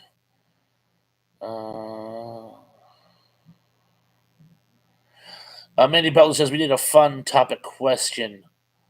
We have a fun topic question. Um, well, we were talking about the new Twilight Zone. What's your favorite episode of the original Twilight Zone? Since we were talking about how the new one isn't quite as good, what's your favorite vintage Twilight Zone episode? Tug says we're confusing our scarecrows. Shelley Murphy was Scarecrow as in Jonathan Crane. Tom Memory says, I'm back for a second. On this day 57 years ago, Batman, starring Adam West and Burt, premiered on TV across the country. Take care. Thank you for giving us that factoid. Appreciate it. Lucy Field says, Emily, what kind of show is GIMP? I think she's referring to Das Gimp, who is one of our new fellow members tonight. In case you're wondering, for those of you who tried to watch the Unapologetic Geeks live watch along of Santa Claus Conquers the Martians, I was one guest, Scott was the other, and his handle is Doskip. And it's so nice to have him with us tonight. And I'm going to skip down because Johnny says Ray Bulger played Shirley Patrice's dad, except when Jackie Coogan played him once. Very good. I had completely. If I knew that, I'd forgotten it. If I didn't know it, I forgot it. Left German says, I'm here making this real creepy. It looks creepy. It's that uncanny valley thing, isn't it? Ken Wilkins says, good night, everyone. Hey, good night to you. Thank you so much for joining us.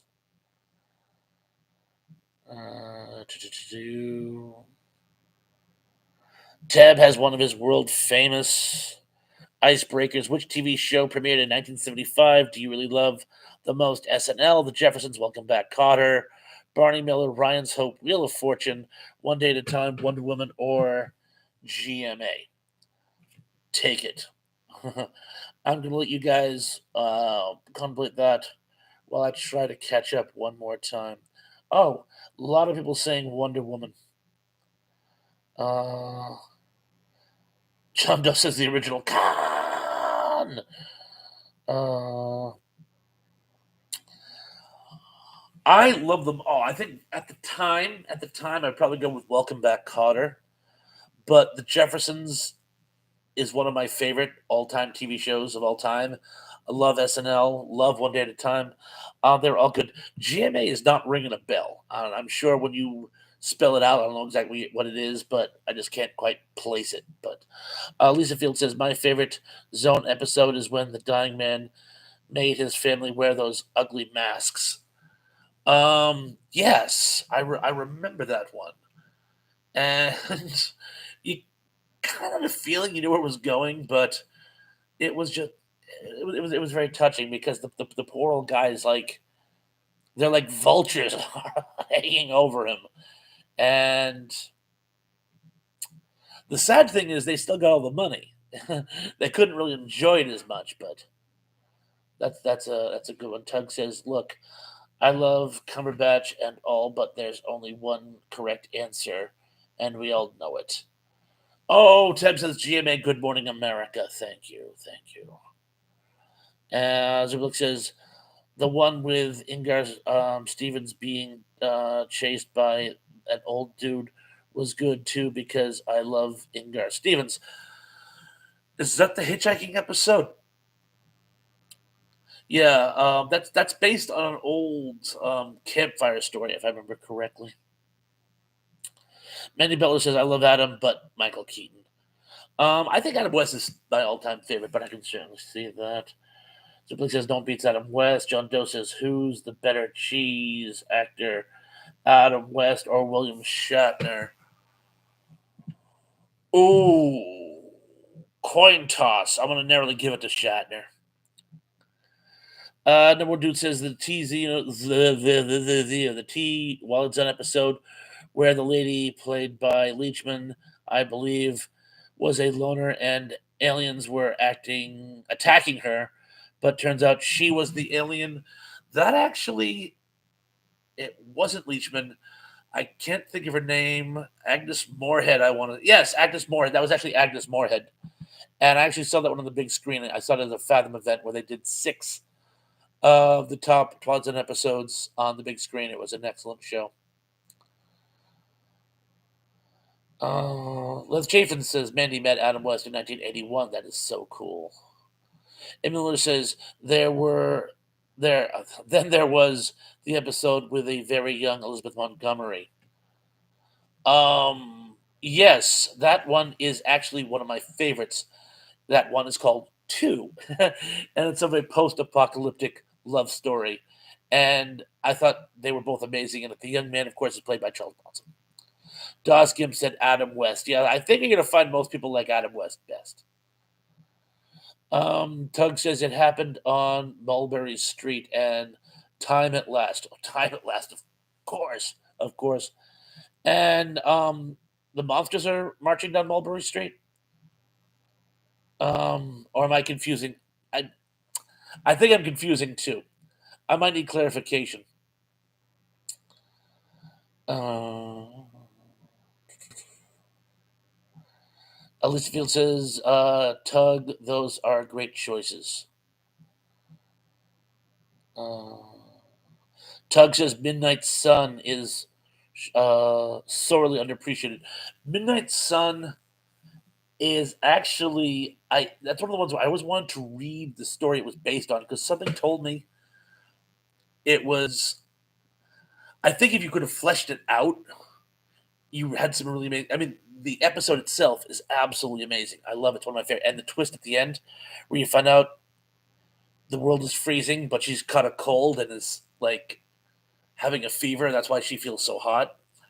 Boom. But just some of the character development in that one I thought was amazing. Like when the radio uh, announcer has the meltdown, meltdown, giving the report, or the guy who breaks in and then asks for sympathy. I mean, it really felt like a true post-apocalyptic movie, not just a half-hour Twilight Zone episode. And that and the Old Man in the Cave, I always wanted to read the treatment of those because I think the written story would have really had something there. Everyone says I don't remember the titles of the episodes. Sometimes I don't either. That's why I go. You see the one with the guy who had the hat? And, John Doe says a great forgotten '80s movie is Space Camp. I remember Space Camp. Not well. I think I saw it in the theaters with my friends and we were busy horsing around at the time, but I do remember Space Camp. Isn't Kelly Preston in that?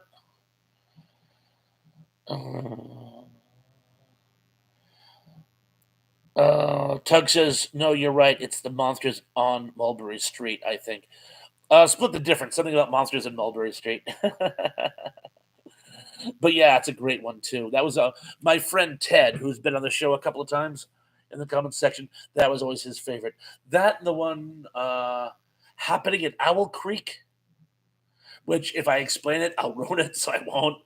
But that one that was his favorite, which I found out years later wasn't even a Twilight Zone episode.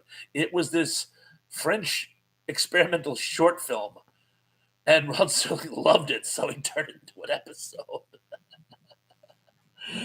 Teb says, "What movie released in 1978 do you really love the most?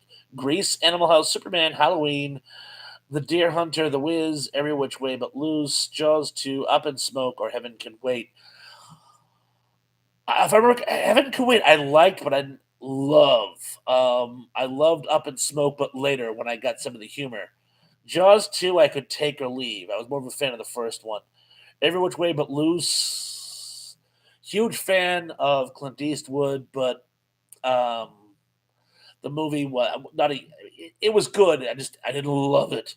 The Wiz, loved the music. The Deer Hunter, I couldn't see until years later because I was only 11. I was my mother thought I was too impressionable, even though she was a huge anti-war buff and wanted me to not want to become a soldier. I had to wait a couple years, so I didn't see that one at the time. But great film, I'll give you that. Same thing with Halloween. I couldn't see Halloween. I was a little bit older, but I love it. Superman was probably my favorite film of that time. Animal House, again, saw a few years later. Uh, Ooh, but I loved Grease. I loved musicals when I was a kid. And I had a crush on Olivia Newton-John. I'm gonna stick with Superman, but Grease is a photo finish. Oh, and you left one out: Invasion of the Body Snatchers. What do you mean? Says John Doe. I remember Space Camp. Good movie. Lance Javen says, "Sorry, Mandy. It was fun to do." Emily Miller says, "That was a sad episode. They all were, weren't they? Even the comedies." Manny Butler says, "So only car I have ever been impressed by is the Batmobile she's referring to." Gary Carpenter says Superman. Tug says Animal House or Superman. I can't narrow it down. Zerblick says, I heard the Batmobile couldn't go over 40 miles per hour. I heard it couldn't go over 30 miles per hour. That's why whenever you saw it drive, they had to speed up the footage because it actually went so slow. It was almost pathetic to watch. It was supposed to look hardcore. Uh, ah, Johnny says an occurrence at Owl Creek Bridge is the official title. Tug also says an occurrence at Owl Creek Bridge. So froggin' good. Très bien. D'accord, I believe is how the French would say. Uh, I'm trying to go back because there were some good comments to that one, and I don't want to miss them.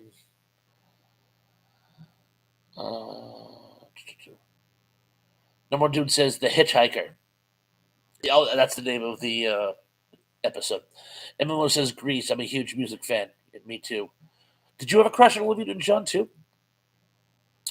Zublik says Up in Smoke. John Doe says there's a company who makes Batmobiles, so nothing special for that unless it's one of those 7 bars made. Lisa Field says Grease, of course. Lance James says, look at me, I'm Sandra D. Mandy Butler says, okay, girls, which do you choose, Catwoman or Batgirl to be? Good question. Tug says, oh, I love that one. It has that guy who has in that movie with that actress from that bowling TV show. Yes, exactly. Exactly. That's how I actually uh, describe some of the Twilight Zones. You know, the funny thing is, and I'm dating myself here, over 20 years ago when I worked for Suncoast, we had a Christmas special, a Christmas commercial. We generally couldn't afford advertising because we weren't one of the big boys. But around Christmas time, they would show this Suncoast video, and a guy he's standing in one of our stores, and well, first he's in a competitor. He goes, "Do you have that movie where the guy says this and the girl says that?" And the kid just kind of rolls his eyes and walks away like he doesn't know what he's talking about. But in the Suncoast, "Do you know that movie where the girl goes this and the guy goes that?" And the girl goes, yes, and then the guy does this, and the girl goes that, yes, right over here. And it's funny because people would actually do that. They'd look for movies by describing them to us. And I can't say that always worked, but usually you'd be surprised how often people would come in and give us a scene from the movie and be like, oh, yeah, officer and gentleman right here. Here you go. We prided ourselves on that. Number one dude says Preston was in an 80s movie, Mischief, while she was a looker. Yes, she certainly was. Lisa Field says, I like The Wiz too. It was a great movie. Gary Carver says the last Starfighter. That was 85 though. That was in 78. John H says Hitchcock made a show out of Owl Creek. Hitchcock made a show out of Owl Creek. I thought it was on the Twilight Zone. Did they both? Um, Tug says autocorrect said Froggen, but I kept it. I think it works. It is Froggen, and it's Froggen good. You know, Lisa Field says I like Jaws too. Don't understand why people don't. I liked it, but it was kind of formula. I mean, I thought the first one was an adventure. The second one was just a shark attack movie, and there's a difference. Um, I'm not really prepared to actually explain a lot of them, but like one is again, one's more of a monster movie. Jaws was an actual adventure. It was sort of a reverse of Moby Dick, with the only this time the great white sea creature is the bad guy, and the nautical humans are the good guys. It's a nice reversal there. Liz Stevens says, Mandy, oh Elvis, keep your paws off my filthy drawers. Gary Cameron says the whistle's great. Ease on down the road. Scott says Terrell Eugene Bellinger. I actually got to see Up in Smoke when it came back in the theaters as a teen, and the theater was up in smoke. I'm sure it was super fun. So fun memories. Animal House would be second. I loved Animal House too. Tug says, "Oh, dude, I forget about that one." Manny Butler corrects. Oh no, silky drawers. I'm sure you're right. Lisa Field says, "Gary, it is." Teb says, "The guy who co-wrote the screenplay for The Deer Hunter has recently passed away. Rest in peace." Lance Javen says, "Gary, remember the beta unit." The player, and I laughed again, so I'm just about to jump here. Oh, not too bad. Or maybe worse than I thought. Uh, oh, Big Guys 45. Hi, Dude and Mandy. Big Guys 45 just dropped in. So good to see you. And John Doe says a great comedic actor was Terry Thomas. He certainly was. He was actually in a horror movie, Vault of Horror, I believe. Neatly. Can't you do anything neatly? And I'm correct. I'm way behind, so I'm gonna have to try to catch up here. I'm going to skim down. It's something that we're going to have to teach Retro Nerd Girl to do, or at least have a reader. Where I wished her luck, but she was determined to read every comment, and like sometimes they were from 2 to 3 hours back. Lucy Field says, "Tom, that's true about Shatner, but it's funny to watch him try." LOL. Uh, Tom says, "Dude, I'll call you tomorrow." Gary Carpenter says, "Body Snatchers, thumbs down." Free country. uh, Lucifield says, "Never saw Occurrence at Owl Creek. If I say anything to you, you'll never forgive me. Just check it out wherever you can. I'm sure you can find it somewhere. But see it when you can." So Blake says Shatner sang a classic rendition of Rocket Man. It was like Bing Crosby and David Bowie singing Christmas jingles. It was. Lance Jamin says, "Tug, want to play Kick the Can?" Teb says, "Which movie released in 1980 do you like the most?" Empire Strikes Back, Airplane, Xanadu, Friday the 13th, 9 to 5, Stir Crazy, The Blue Lagoon, Private Benjamin, or The Blues Brothers. I would have to go with The Blues Brothers or Airplane. I love those movies at the time.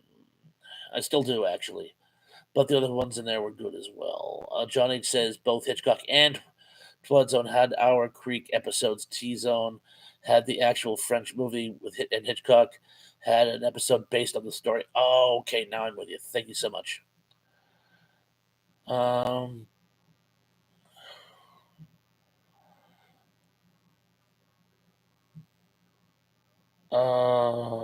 Mindy Bell says, I agree, Jaws was a masterpiece. Tug says, the director got enough clout from Jaws 2 to make Somewhere in Time the way he wanted.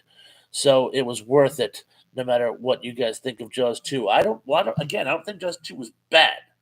I just remember on Facebook they had the trilogy meter, and again, I couldn't agree with you guys more. Sometimes it is not accurate. Sometimes it wasn't.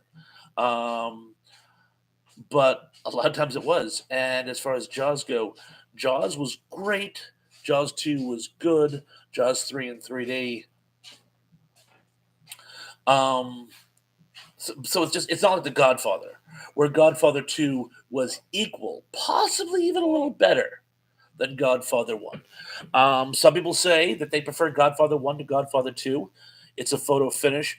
I personally argue that Godfather 2 is a slightly better film, but it's a razor's edge difference. But one can make the argument it's one of the few times where the sequel is better than the original. And I'm going to skip down here because I don't want to go too far behind. Suplex says, which demented soul decided to call his town Tombstone? That's a great question. Tug said, Gary, I'm starting to think we can't be friends. Kidding, of course. Dust Gimp says, okay, I have to head out. Wifey has demanded my presence. Family time. The children must be amused. At least we are punished. Scott, thank you so much for joining us tonight. It was so great. Again, doing this again next Thursday. I'll have a way more upbeat topic, I promise. Might have another one on Tuesday. Haven't quite decided yet, and I'm sure I'll definitely see you on Tug Show. But thank you very much for joining us tonight. It meant a lot. I appreciate it. Thank you. And oh, he has one more. Much love, y'all. It was so great meeting everyone. Thrash Bundle Ponds is an awesome seeing you again and participating in your live chat. Tug and Ron Unprepared. See you soon. Again, Scott, thank you so much for joining us. Peace. Liz Javen says good night, guys. Lance, I'm so glad you were able to join us. By the way, I know you weren't feeling well tonight, but I'm so glad you were able to join us.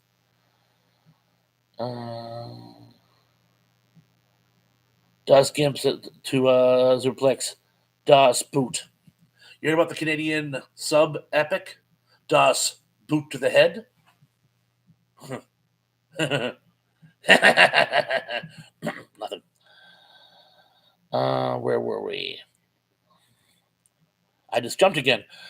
Let's just see.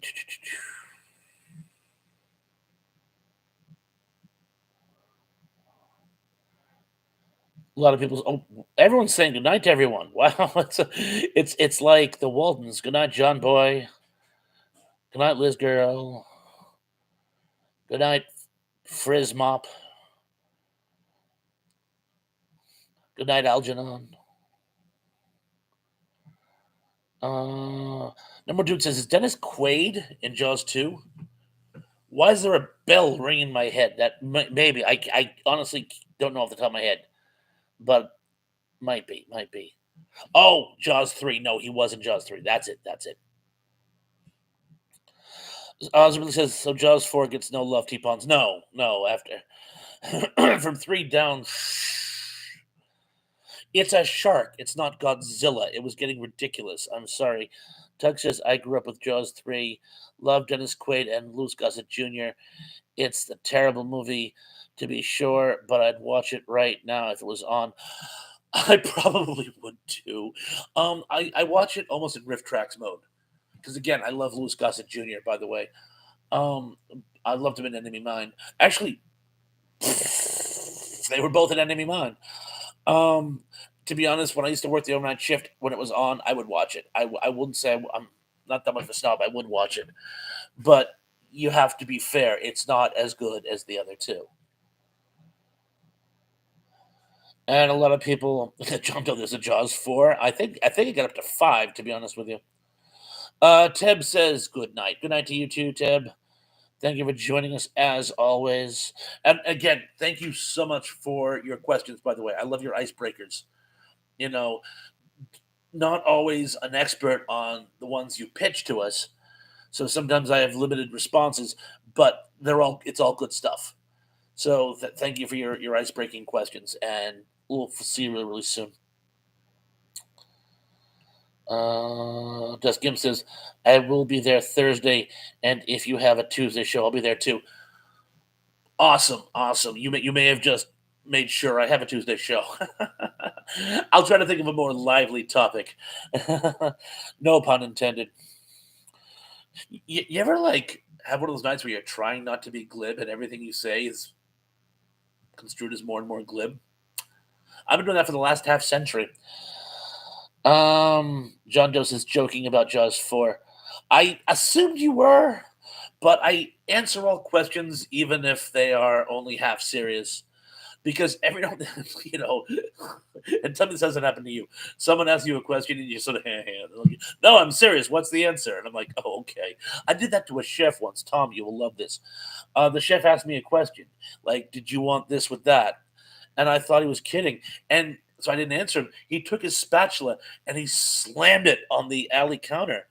And he's like, Bob, answer me. And I'm like, I thought it was a rhetorical question. I'm sorry. So yes, I'll answer all the questions, even if you already know the answer. Least I could do. You're all good enough to join me. Least I could do is actually pay attention to you.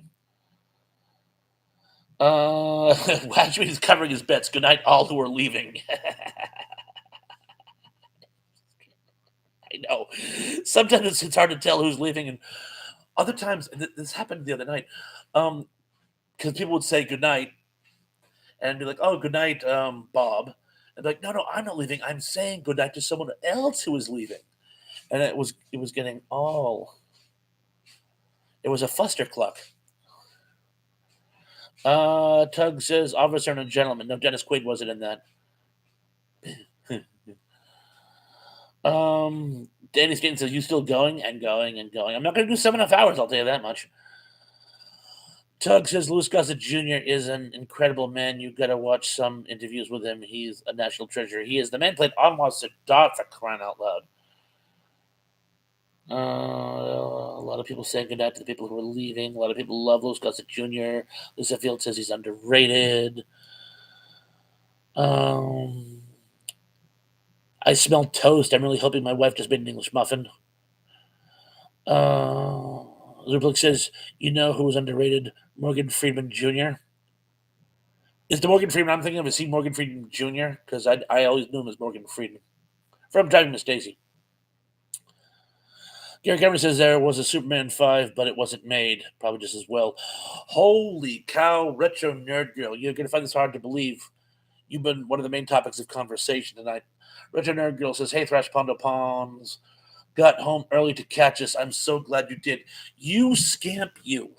7.5 hours. How did you do it? I honestly, I'm being serious. I was so impressed. This girl, her live chat was absolutely outstanding. And I know you're being self-effacing, and I know in your mind you were being self-conscious, but have you actually seen my first live chat? Have you seen the earlier part of this live chat? You were absolutely amazing, and I can't wait for your next one. I didn't get through all of it. I listened to I watched about 3 hours of it last night, and then I did about another 2 hours of it today. So I got a couple hours to go. I'll probably do it tomorrow with my morning coffee. But I absolutely love. While I'm thinking of it, I loved your explanation on how you love old bad movies, about how they're bad, but they have a place in your heart.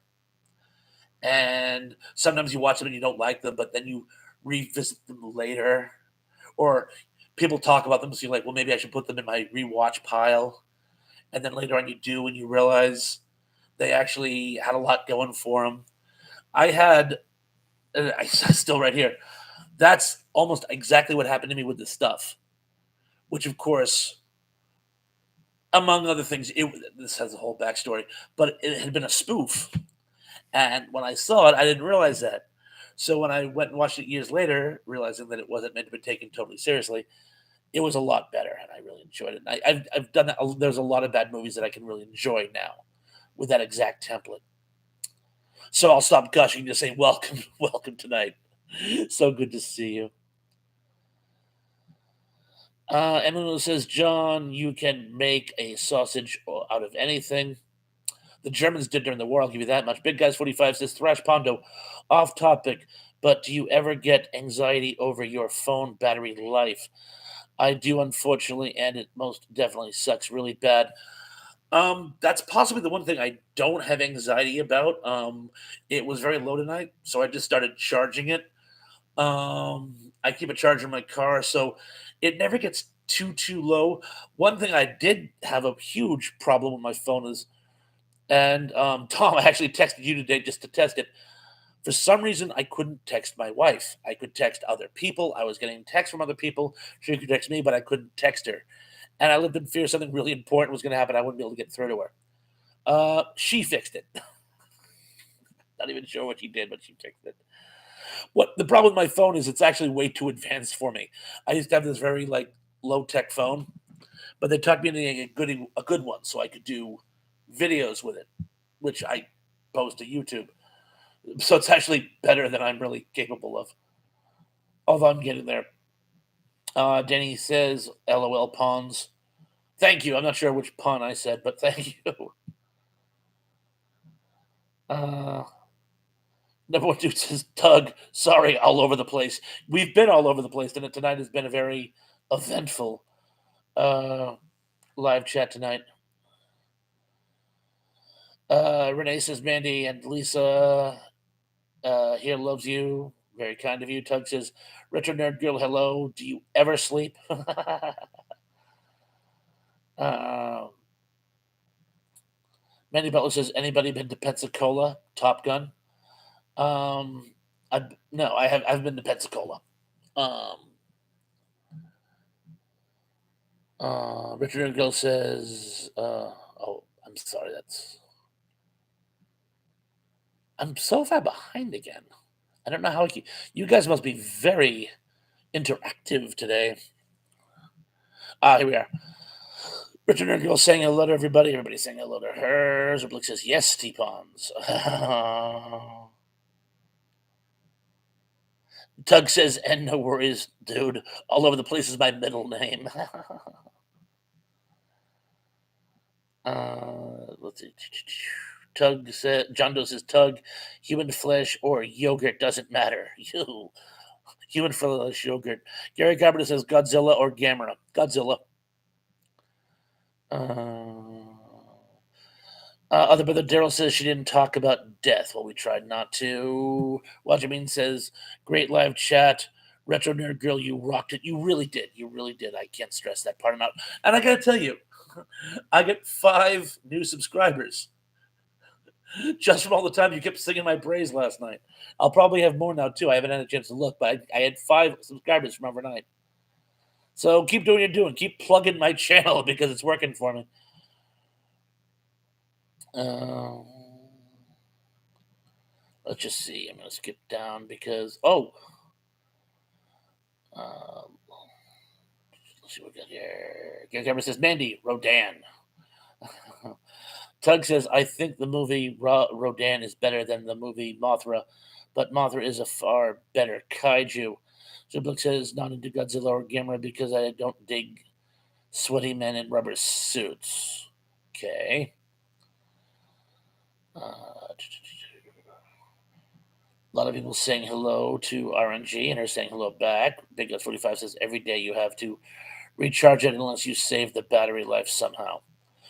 The trick I find is if you charge it up right away, and then when you first get it, then let it die, and then recharge it again, you always get a full charge from that point forward. Darrell Jones says Mothra had the twins and they sang the cool song, Mothra, Mothra. Emily Miller says, okay, guys, I got to run. Y'all have a great night. You can find me on Facebook, but please look at my post before sending a request. What she said, Denny Staten giving a Link to Retro Nerd Girl. Thank you, Denny, as always. Big S45 is not sure if I said this already, but I did. Did I ever mention that I have autism, Asperger's syndrome? You have to me. I don't know if you mentioned everybody else, but you did to me, by the way. And I'm not fully versed, but is that what causes anxiety to be more profound in you? It bothers you more than, like, say, it would of somebody who doesn't have Asperger's. If it is commiserations, I'll try to be understanding. Sometimes people forget other people deal with things differently. Although I'm sure I deal with things in some ways that you would do much, much better at. A lot of people saying goodnight to M. Oh, Tim, other brother Daryl says, now the 5, 6, 7, 8 sing it, and it's even more cool. I can certainly see that. Uh, I'll just see what we going on here. Oh, look, I'm caught up again. Was yelling at last. Tug says, I know if Karloff is the mummy, but the mummy isn't Frankenstein. Fair enough. Gary Carpenter says, Z, I can't choose, but I guess the mummy. I think I must have missed it. Someone's talking about the uh, Universal Monsters. So Blake says, Karloff was never Frankenstein. He was Frankenstein's monster. Is that what you're going to say? Yes, he was the Frankenstein monster. Tug says, I regret I only have but one like to give your videos, Retro Nerd Girl. What he said. Likewise.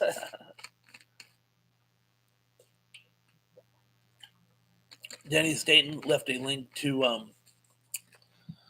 Rest in Peck. Rest in Peck. Rest in peace, Jeff Beck. John Doe says Lon Chaney Jr. played all but the Gill Man. Tug says, don't be a pedantic. Zoops. Lucifield says, Daily Dead, I'm going to watch it after this.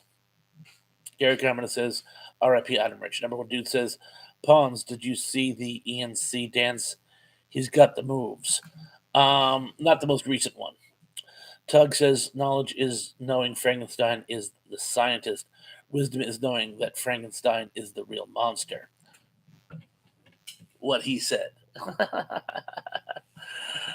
Big S45 says, I'll be leaving around now. Have a great night, everybody. Big guys, take care of yourself. Good luck with the phone battery. Another trick I use is, do you have a spare battery? You get them really, really cheap at a phone store. Keep a spare battery and then kind of alternate. Charge one and then snap that out and put in the other one. Charge that. And odds are one of them will be charged enough for you. I wouldn't call that a life hack, but could work. Mandy Butler says, Thrash, you are a treasure. No, Mandy, you are a treasure. Thank you. John Doe says, Thrash, would you try a week of live streams called 7 Days of Pawns? You know, that could be fun. That could be fun. And I could even consider doing a more of a marathon type show. I'll never get to 7.5 hours. RNG, hats off to you. But I might try to do a later one, perhaps a late night chat, perhaps over the weekend. Not this weekend, but a future weekend. Let me know what you guys would be interested in. Lisa Field says, Tug, well said. Mandy Butler says, Thrash, thank you for bringing us together. My pleasure. Renee says, Suplex and Peanut is your nickname. Suplex says, I don't know how to take that, Renee. I'm not sure. I'm sure it's a compliment. Mandy Butler says, Thrash, your comments on the creature from the Black Lagoon. I loved the creature from the Black Lagoon, and I've always had a thing for sort of dinosaur-esque things. So even before I saw it, I was kind of obsessed with it as a kid. I don't think I saw it till I was like 12 or 13, but I was like a little kid. I wanted to see the creature of the Black Lagoon, and of course, you didn't have streaming services, so you just waited until it was on. But I've always been fascinated by the creature from the Black Lagoon.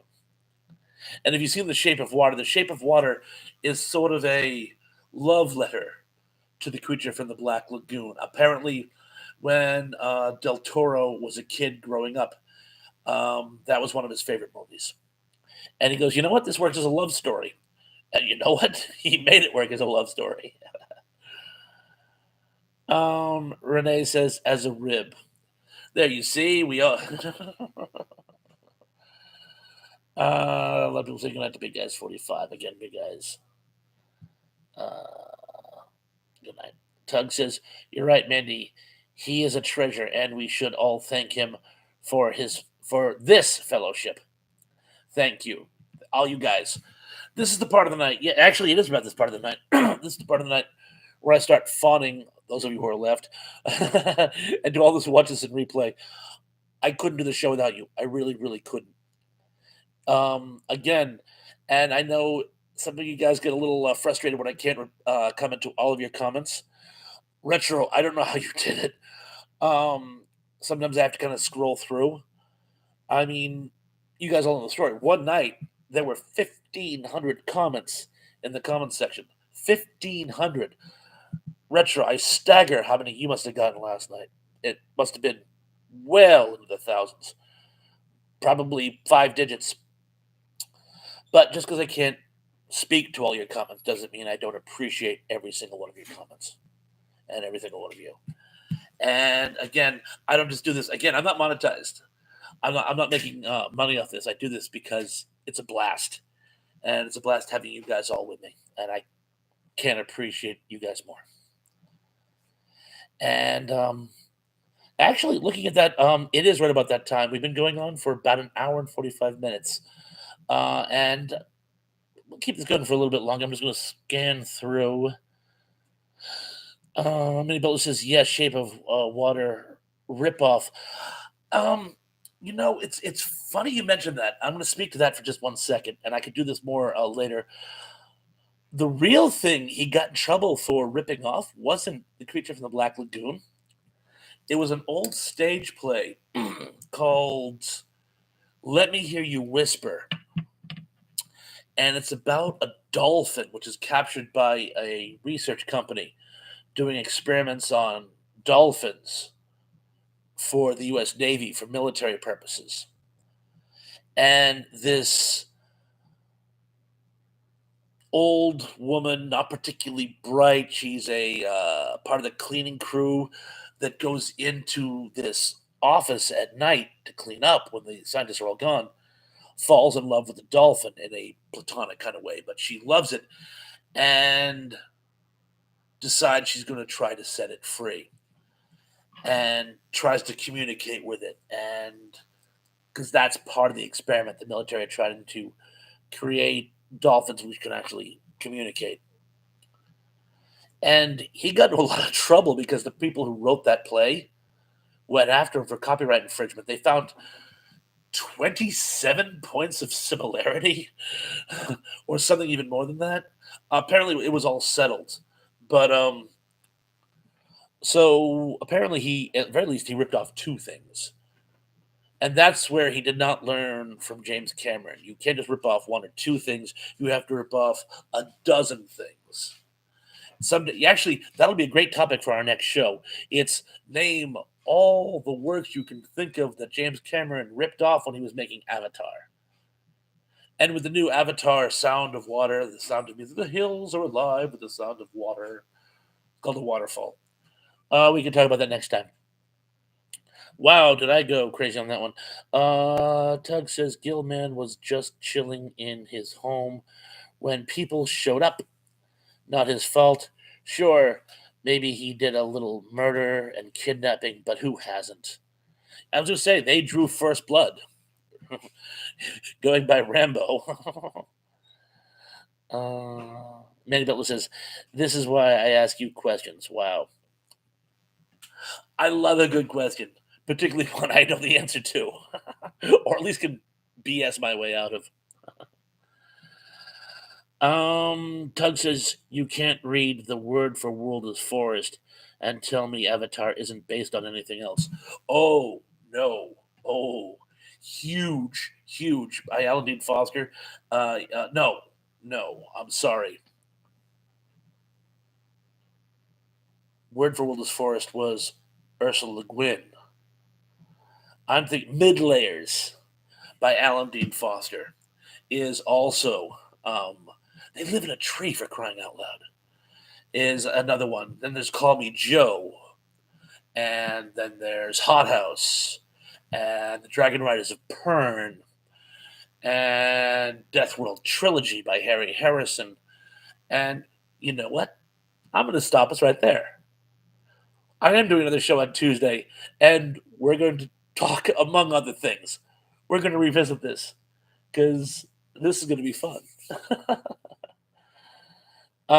But yeah, I will certainly grant you the word for world is forest is certainly a major component. Uh, Zublik says, so are you still planning on the Manson family version of The Sound of Music, T-Pawns? I think you might be confusing a couple of the projects I mentioned. Although, I bet you that one could be fun. Brother Gerald says, my mother liked Rainbow First Blood. It's an amazing movie. It's an amazing movie. Minnie Butler says, Tuesday is the day. It certainly is. John Carter says Avatar's rebuff of John Carter of Mars. John, another country heard of. That's certainly in there too. In any event, Gary Carter says most ripoffs can be good. Well, you know what Orson Welles said? Orson Welles said it's fine to rip off each other. It's when we start ripping off ourselves is that when we really have to worry. And John Doe says John Carter first intro was in a Tarzan story. They were trying to make John Carter of Mars since 1925. Don't know what kept them. It kept going to one form of production hell or not. But I'm sorry, I was disappointed what they finally did get out. You know what else? This mini series on Netflix, The Last of Us. I don't know if any of you played the game, but it was actually supposed to be turned into a feature film back in 14. Don't know what happened, but I'm looking forward. I'm going to give this a miniseries a shot. Tug says, "Good artists create, great artists steal." The unapologetic geek. Yeah, who'd you steal that from? Wah wah. And on that note, guys, I think we should wrap things up. But I am so looking forward to this coming Tuesday. It'll be 8 o'clock as normal. So until then, be good, be safe, be careful. And I'm looking forward to seeing you all again very, very, very, very, very soon. Peace.